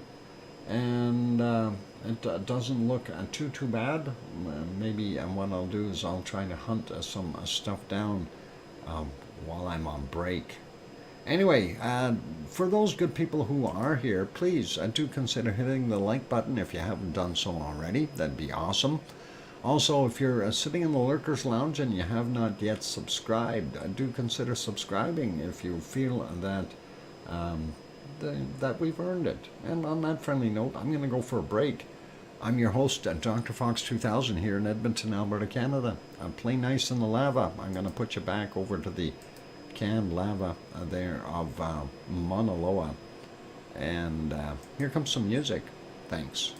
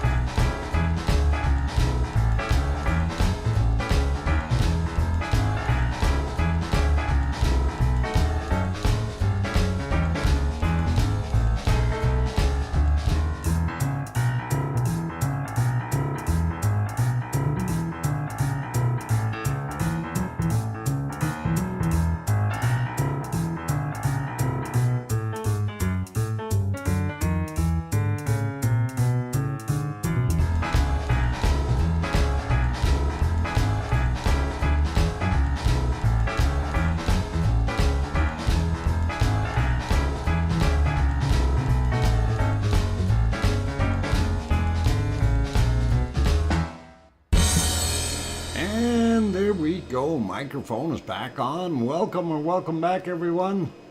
I'm your host, DrFox2000, and I was reading the chat, and I'm completely confused. Relationship reset. I hope that goes well for you, Irish monk. Thank you for the welcome backs from Leo and Alba Girl and Sue and Kananaskis Country, and I hear you, Dr. Fox 2000. Oh, good, from Sharon Stewart. And thank you, Hermione and Fluffy. And that is awesome. So, yep, yeah, sometimes I read bits of pieces of that chat, and I have to wonder what the heck is going on. Oh, I wish you well, Irish monk, and hope that things will work out there for you. And it almost reminded me of the statement that a twisting and a twirling while the lava is a swirling. As far as what Leo put in there, could be accommodating a relationship as well. So anyway, let's get back over and do our weather thing, whether we like it or not. So let's try to finish it all off in one go here. Anyway, looking at North America, a very poor geologist joke today. This person, Mr. Ice, keeps putting up terrible shelves. Never employ him. Never employ him, Mr. Ice? Okay, I'm trying to figure that, Mr. Ice. A person, Mr. Ice, keeps putting up terrible shelves.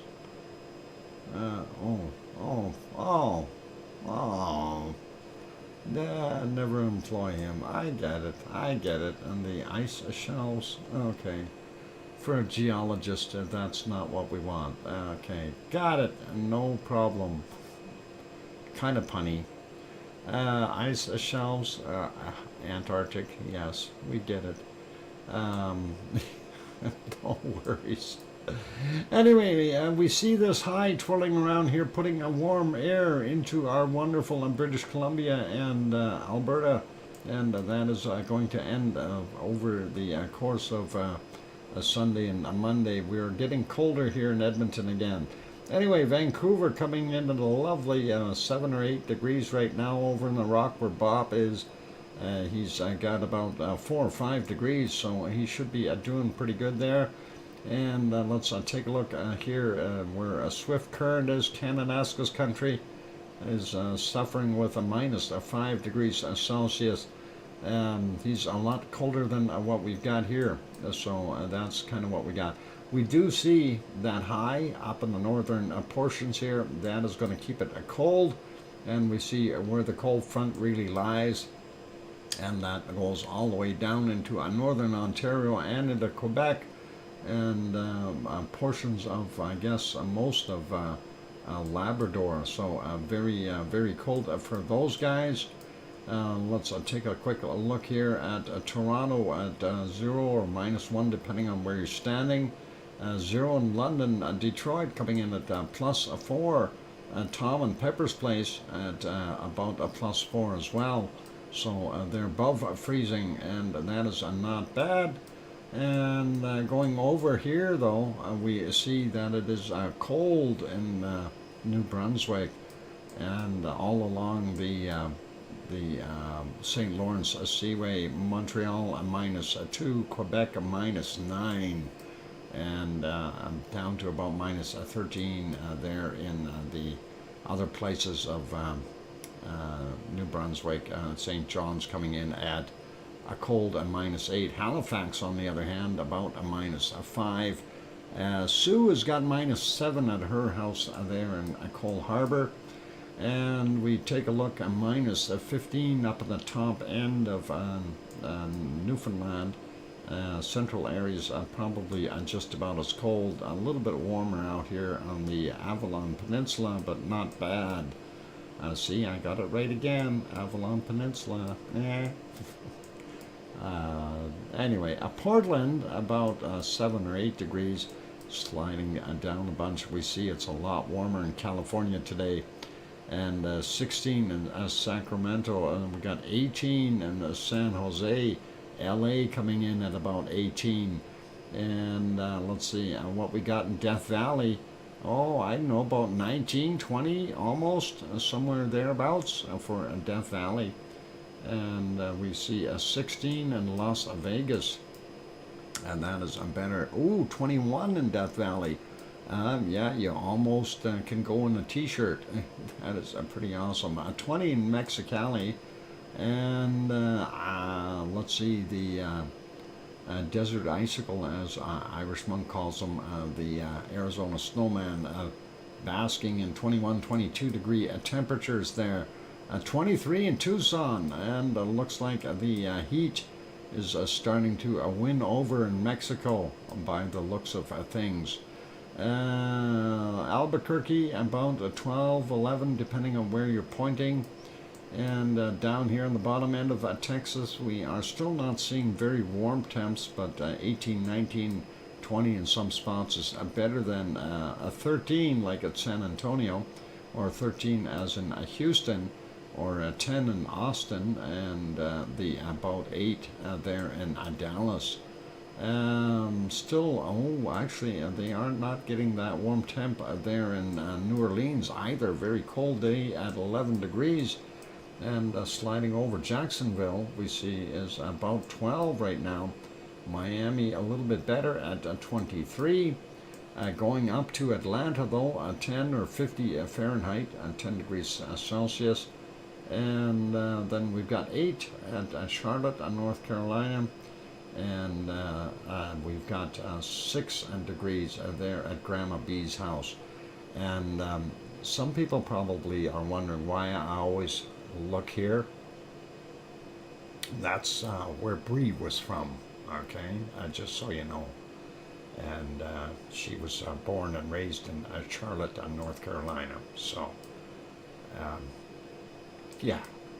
Anyway, going up, Virginia Beach, 4 degrees, and New York coming in at 3, and 1 in Boston. So that's what we've got. And Cancun, a little bit better, 25 right now. And let's go back and look at the Mazatlan, 23, still not that warm though, in Mexico. And we see here Mexico City at 22. That's a lot better than what they've been getting. And about 29 or 30 in the Acapulco region. That is a lot better. So the Yucatan actually has warmed up quite a bit. And when we go look on the interior side, and that looks pretty good. Warmer for most of the coastal areas there along Central America. And oh look, 33 degrees in Colombia in some places. Same thing with Venezuela. So they've got some nice warmer temperatures moving in. And same thing goes with looking at Ecuador and Peru coastal areas. Lima showing up as 24. And zooming out just a little bit, looking at most of Brazil doing a fantastic job as far as keeping that temperature, but we are seeing the cold zone down here, and that's because this high is pulling in that colder air from down south. 24 there in Rio de Janeiro, Sao Paulo coming in at about 20, and we do see looks like Paraguay about anywhere from 16 to about 20 in some spots. That is not bad. And of course Bolivia up here at 25 on the top end and 15 on the bottom end. We do see Argentina still showing some heat, which isn't too bad, but it does look like they're a little colder in this region, probably being affected by that high. We've got about 19 degrees there in Buenos Aires, and Paysandú coming in about 17 degrees Celsius right now. So that's what we've got there. And then looking here, 26 in some spots. That cold, not quite as bad down in the southern portions right now of Argentina. And then, of course, Santiago coming in at 21, 22 degrees. And I think it's going to be an end of La Nina pretty soon. It's starting to warm up here in the waters, and that is going to really end La Nina. And you can see the disorder. We no longer have that pointy triangle of winds blowing in here, but it's still trying. It's going to end though soon, and then our weather will get back to something a little bit more normal. Looking at New Zealand real quick, we see Christchurch up to 25 degrees on the eastern coast of the island, very warm there on the bottom side. And then we get up into the North Island. They are holding looks like a pretty steady, anywhere around 22 to 25 degrees. 21 at Taupo. Thank you for that, Leo. So Auckland coming in at 22, Wellington at 20. Pretty nice. Hobart, not too bad. 20 degrees there. Looks like they've got this circulation allowing some of that warm air to cool down a little bit before it hits. Melbourne coming in, 21 degrees roughly. And yep, that's what it says on the map. That's what it says. Adelaide a little bit warmer at 22. Sydney coming in at 24. And Brisbane coming in at about 27 there. 28, somewhere thereabouts, and thank you for that. And then we see still in the interior, it's not as hot as yesterday, but we do still see some 35-degree temperatures over there, and possibly a little warmer when we get out here in the western portions. Actually, it doesn't look that bad, so it's a little bit better today for them. Perth only 22 today. And of course, up here they've got that big storm happening, so that's where the low is. We'll see what happens there in the next couple of days. Things will change again. 27 right now, 28, 27, 28 there in Fiji. A little cooler, yeah, 26, 27 in New Caledonia, Vanuatu, about 28 degrees, pretty normal. Not bad temperatures in Papua New Guinea, up to about 30 degrees on the south side. Well, even up just about the same on the north side and some of the other islands, 28, 29, nice weather. And we see eastern Indonesia about the same. We get on the island though of Java, we see some of the areas from 25 down to about 20 degrees. And Sumatra here a little bit cooler, 16, 17 on the top end, some of the higher elevations of course. And we're seeing the other Malaysian countries here doing about the same thing, and that's pretty normal, showing about 23 degrees there. 24 is what Sue brought up. Thank you for that for Bangkok. Manila coming in at about 26, and then we see again a little cooler there in Taiwan. That cold air trying to push back down out of the Yellow Sea into the East China Sea, and then of course Japan on the bottom end. Kagoshima made it up to about 17, so they do have that warmer stuff on the bottom. But we are still seeing a little bit on the cool side as far as what they've got there for the most of it. The rest of our wonderful Japan, it doesn't look like freezing temps till you get way up in the north though. So a relatively nice day for them. Sapporo up here -2 today. Possibly some more snow happening. Some of the higher elevations -10. So that's better than having -14 or -15, or better than having -24, 25 there on the Kamchatka Peninsula.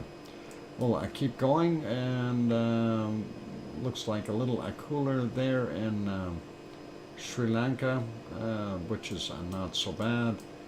Quick look at Delhi, 13 degrees right now. And Madagascar looking pretty normal for this time of year at anywhere from about 23 to 26. Cape Town a little cooler today for them. They were at 18 yesterday when we checked, and they're only 16 degrees right now. We do see Africa here, some of the places starting to warm up, getting up to those 30-degree temperatures, and Western Sahara starting to warm up more and more all the time, and that may be why they've got some of those dusty sand storms blowing the sand all over the place. 9 degrees in Cairo right now, not so good. UAE only somewhere from 13 to 18 degrees, and that is kind of mirrored with Oman, and then of course here in the higher elevations of Yemen, they're even colder in the single digits, but that's kind of what we see. Not that warm there right now in Saudi Arabia. And did I say Cairo, 8 degrees, 9 degrees? Yep. And we see Turkey a little bit warmer in the eastern side. So in general, they've warmed up just a little bit in some of these areas where they had the earthquakes, but still very, very cold for this time of year. 5 in Adana right now. That's not so bad for Turkey. And Piggy's temperature about 12 or 13 or 14. Yeah, it says 14 on the map. Sue brought it up and said 12. So that is kind of what we got to go with. I say 13 degrees. And Crete, still single digits in the higher elevations, but coastal areas a lot better. Athens coming in at 9. And Randanzo for our wonderful Yvonne, 4 or 5 degrees there. Says 3 on what Sue brought up. So somewhere in that area. Naples coming in at 12 today. Rome at 6, and Milano at 8. That's not so bad. Looks like a lot warmer there in Portugal, and same with the bottom portions of Spain. Not seeing so many cold blue areas anymore. And we've got about 9 degrees in Madrid, and Aurelio's got about 5 degrees Celsius, and that is awesome. Nice to see a little bit warmer. We do still see that warm stuff going in over the western part of France, and actually Holland and Belgium here, but just missing out. We do see 10 degrees there in Paris. Munich coming in at 8, that's not so bad. 9 in Frankfurt, 10 in Cologne, and about 10 at Yvonne Kunkel's house. And then we get up to Berlin, only 5. Hamburg, 5. Amsterdam is 10, yep. Brussels, 10 as well. And Copenhagen, only 2 degrees. Aarhus coming in. Aarhus is 2. And going up to Oslo, -3, -2 in Stockholm. St. Petersburg, -5.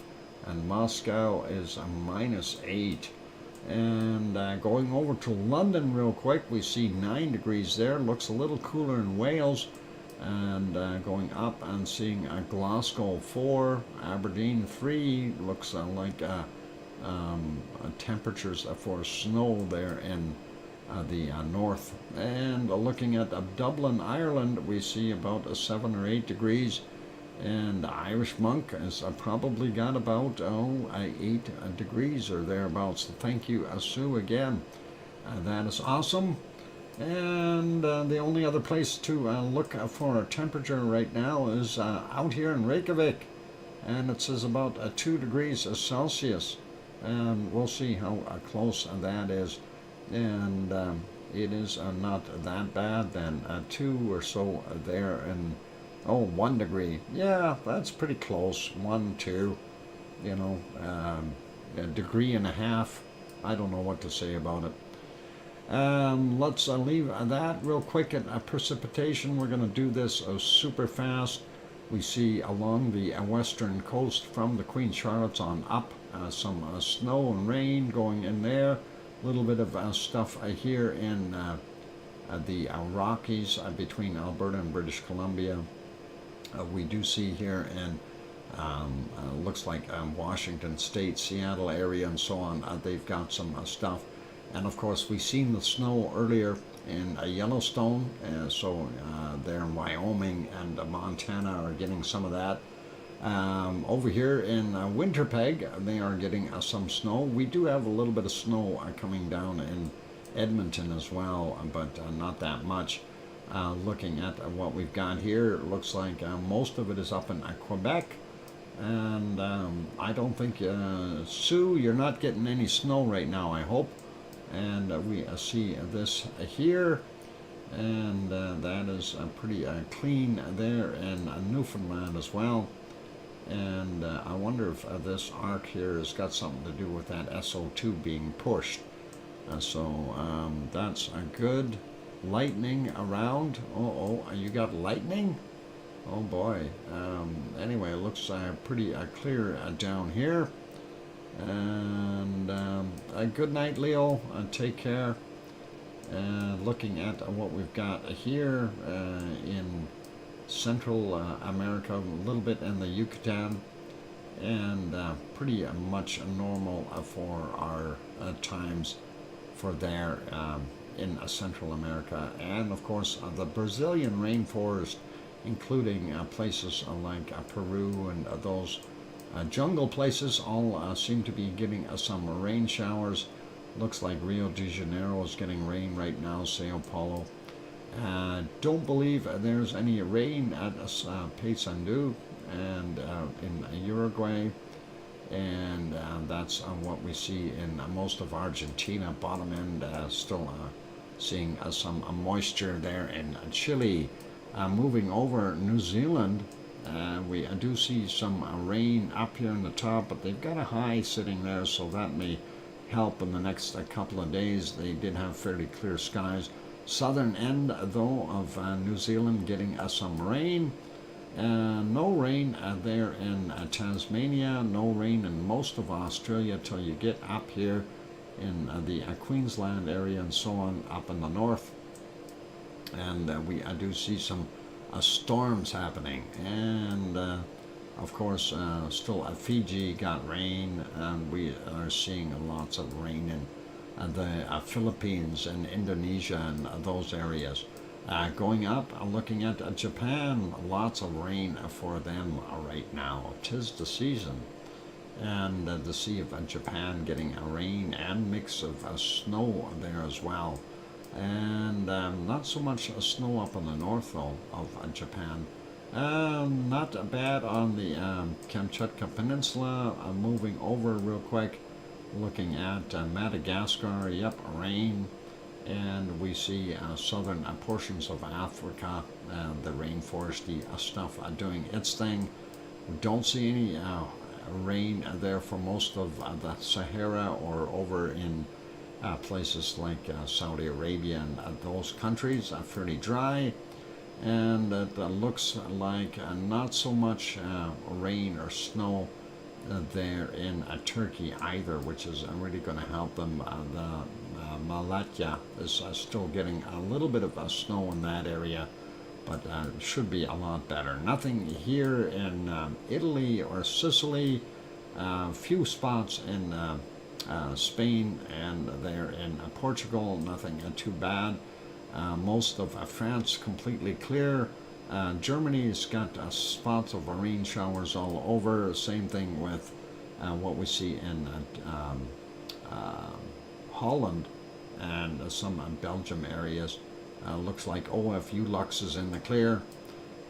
England, not bad at all, with the exception of a few showers there. Ireland also doing well. Fog up in Scotland. Denmark looks pretty clear. And of course, looking at Sweden, we see some snow up in the north. Finland, lots of snow. And of course, along the coastal areas of Norway, always mayhem And there we see another front moving through Iceland.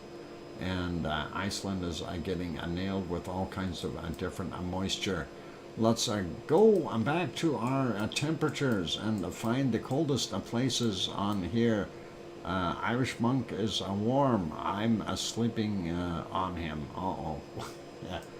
A Bardabanga, or Barda bear. A Barda bear is a teddy bear. And we do have Barda bear. Barda bear is, we can show him in a minute. Actually, where's Barda bear? I do have Barda bear. Let's see, for those people who didn't see Barda bear, we'll show you. He's in here. I've got him in stock. There's a Barda bear. There, Barda bear. So there you go. That is a Barda bear. And Irish monk, we won't tell anybody that you sleep with a little teddy bear. All right. All right. I will look for those cold temperatures. Yep, that's him. See, I keep those things. Anyway, I'm seeing minus 46 as the cold temp down here in the Antarctic area. So that is about the coldest I can find, minus 46 for right now. And I was looking and searching during the break and stuff, and I couldn't find anything colder.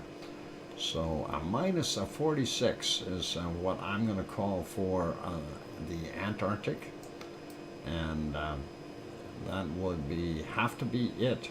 I didn't see anything colder. So that's what we've got there.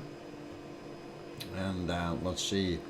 I'm gonna get into here and to Iceland and see. No, not Iceland, but Greenland. It's not green. It looks icy. Let's see what we got here. Minus 46. Email, please. No, I'm searching. I don't have time for emails. Don't do that to me. There once was a famous, there once was a month of Antarctica who brought a penguin to, or a month, who brought a penguin to Florida, a bird like the, okay, I'm going to just paste that, and I'll let everyone try to decipher that, because I'm searching for cold temperatures. Let's see if that'll work. There we go. You could have typed that in yourself, but there you go. All right. I'm looking for cold temperatures. I gotta stay chilly here.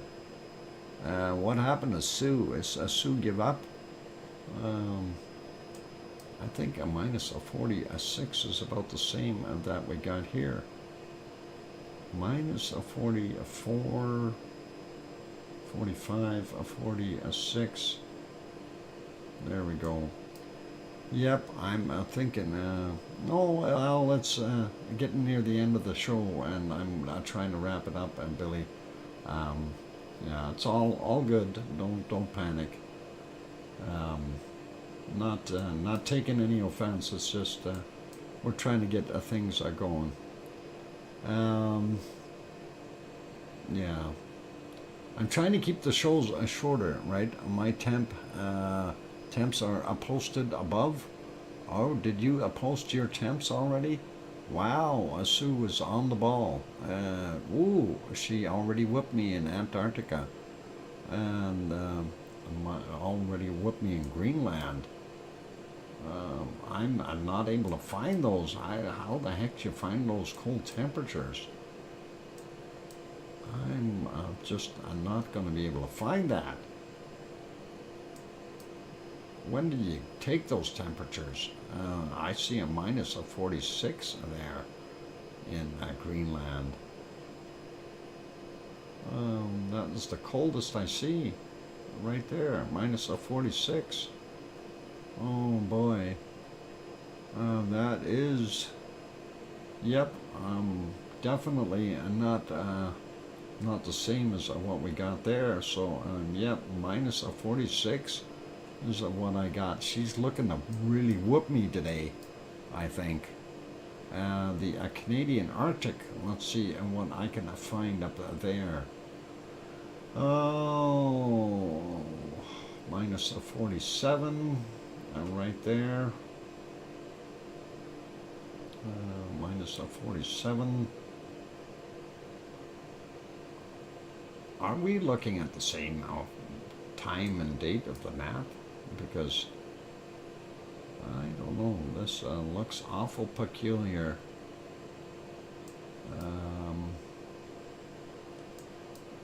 I wonder, I should set my map back a couple hours. She won't notice.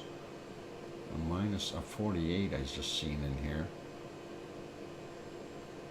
There, minus a 48.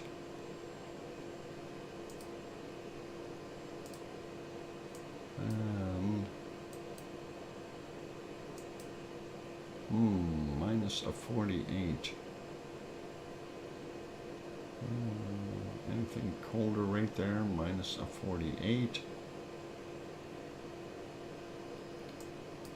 Okay, I'm not seeing anything colder.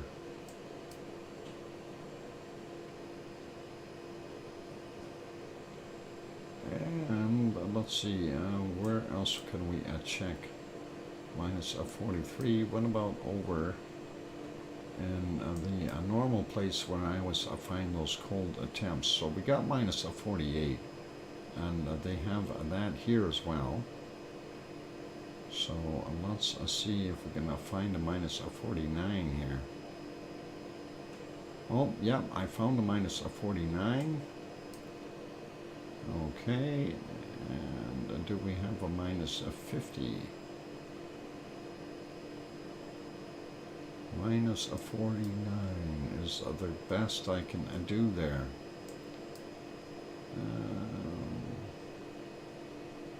47, nope. 45, oh, 47 there.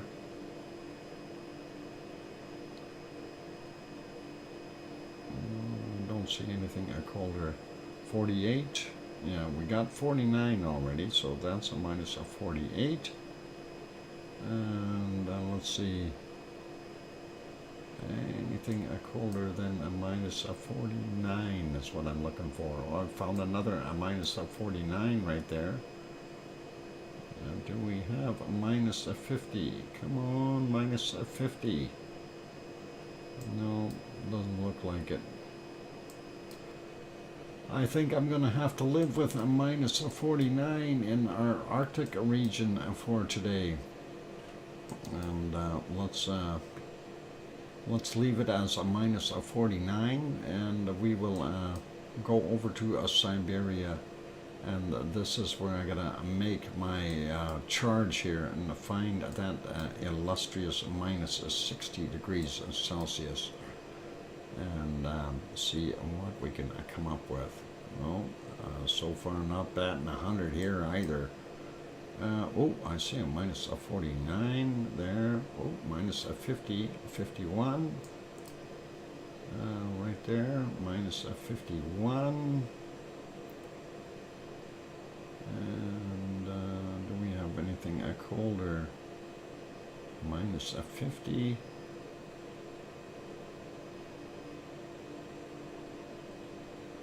Minus a 50 over here. We had a minus a 51 so far for the coldest. So going around looking for more colder temps right in here. A minus a 50. Nope. 40, 50. Okay. We had that other minus a 51 over here. So let's see if we can find that again. There's a minus a 51. And maybe we'll find a minus a 52.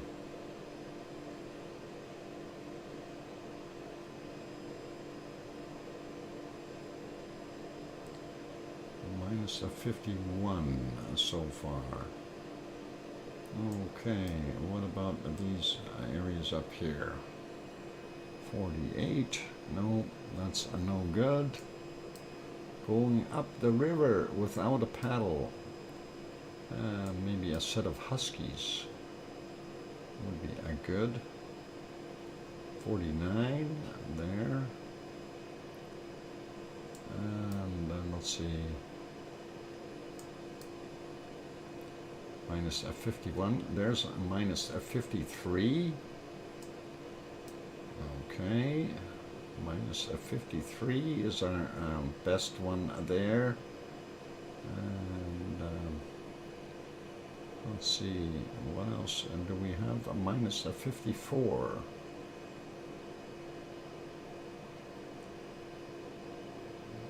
Not seeing a minus 54, only minus 53. And that, of course, right there. Minus 53, and looking around a little bit and seeing, okay, if that is there, what about up north? What about up this river? Oh, minus 50, 49, minus 50. Let's see, what else we got? Minus 50. And a 49, 50. So we had minus a 53. I need a minus a 54. And not looking good for me. Holy Batman. Minus a 54 somewhere, please. Not seeing it. Nope. 30s, 43s. Nope, nope, nope. And the other side, please. No. I think that is about as good as it can get today. A minus a 53 for a Siberia. So that is what we've got going on. And yeah, I think I'll live with that. A minus a 53 for Siberia. So yeah, that's it for my temperatures for today. And I probably got whooped. I'm sure Sue has something that is 10 degrees colder than everywhere I've been. And Sue found okay, okay, she found 48, minus 48 in Iceland, minus 49 in Greenland, minus 49 in the Arctic. Okay, so we're okay there. And I beat her by 1 degree in Siberia. She still wins. Sue still wins because she whooped me by 3 degrees and 2 degrees. So she's up 5, and I'm only up 1. So she's got 4 degrees more.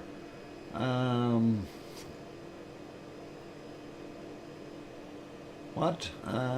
There once was a fella called a Doc who slowly gathered a flock.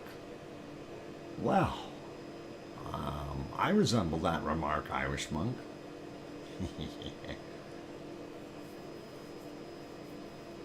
Yeah, okay, so there once was a monk from Antarctica who brought a penguin to Florida. The bird liked the monastery, he said in a commentary. So the monk and the bird started an aviary. Okay, kind of funny, punny. That comes from the punny guys. All right, no worries, guys. So, yep, Sue, you whooped me again. Cold as ice. There you go, and that is it. Let's put some warm lava back on. I gotta have some heat after all that cold. All right, my computer just locked up. No, sort of. It's doing funky things. It's going to the video. It was moving. really quickly. Sorry, it was 70 north. What the heck are you looking for, Mars 2028? Are you looking for a crater? That is all good. And Sue is off to feed them. Limericks are a fun, and Limerick is 18 kilometers away. 18 kilometers away from what kind of hay? And hay, speaking of hay, I see we are at 100 likes on my screen. That is excellent, everyone. I do appreciate that. You guys are awesome. And yeah, C&D boy, I see 100 on mine. I don't know where you get that extra one from, but that is all good. Sue, a safe flight, please, and thank you, and all good. Thanks everyone for being here today. And I did just a peek there. I was just having some fun with Sue. All right, no worries. Since we weren't able to see this earlier, let's go here for a minute. There is our wonderful Yellowstone. It's Old Faithful, faithfully steaming up the place. It's steaming mad at dirt. So it's filling up the air with liquid water, and that is what we've got going on. I'm just trying to see what the status of Hawaii is, and that is all good. So, yep, very good. I want to say a big thank you to our wonderful super chatters, of course, and that is our wonderful Mr. Irish Monk himself, as well as OneFish26. Do appreciate those wonderful super chats and that support. It really does mean a lot, you guys. And on that friendly note, we did not have any gifting for memberships today. That's okay. So we don't need to report those. And a big thank you to everyone here in the Lava family that is on board. So that means all of you, whether you are a member or not. We really do appreciate all of you, and that is important that you know that. And of course, we try to have a very decent bunch of people in here. So thank you, everyone. And Sue says thanks, and okay, Doc, thanks for a great stream today. You're welcome. And of course, it's an earlier stream than we normally have during the week, so just remember tomorrow is early as well. And big thank you to our moderators, and that would be Arizona Snowman and Piggy and a C&D boy and Gary 24/7 Live AZ Skies and Joseph Fields Texas and Lucas Snow. Thanks everyone for being here. And all good. Hopefully everyone will be safe, and you know, the old words of please make sure, you know, that you tell your loved ones that you love them tonight, for tomorrow is never promised. It really does mean a lot to me. So tell that to your loved ones tonight, please. Good night, everyone, and we'll see you all tomorrow. Keep smiling, stay safe, and we'll see you all then. And hopefully we've got a little bit more visibility on some of these volcanoes. That would really be nice. So take care, everyone, and we'll have yourselves a good night, good morning, or good day, or good afternoon, depending on where you are in the world. And thanks, everyone, for being here. Oink, oink.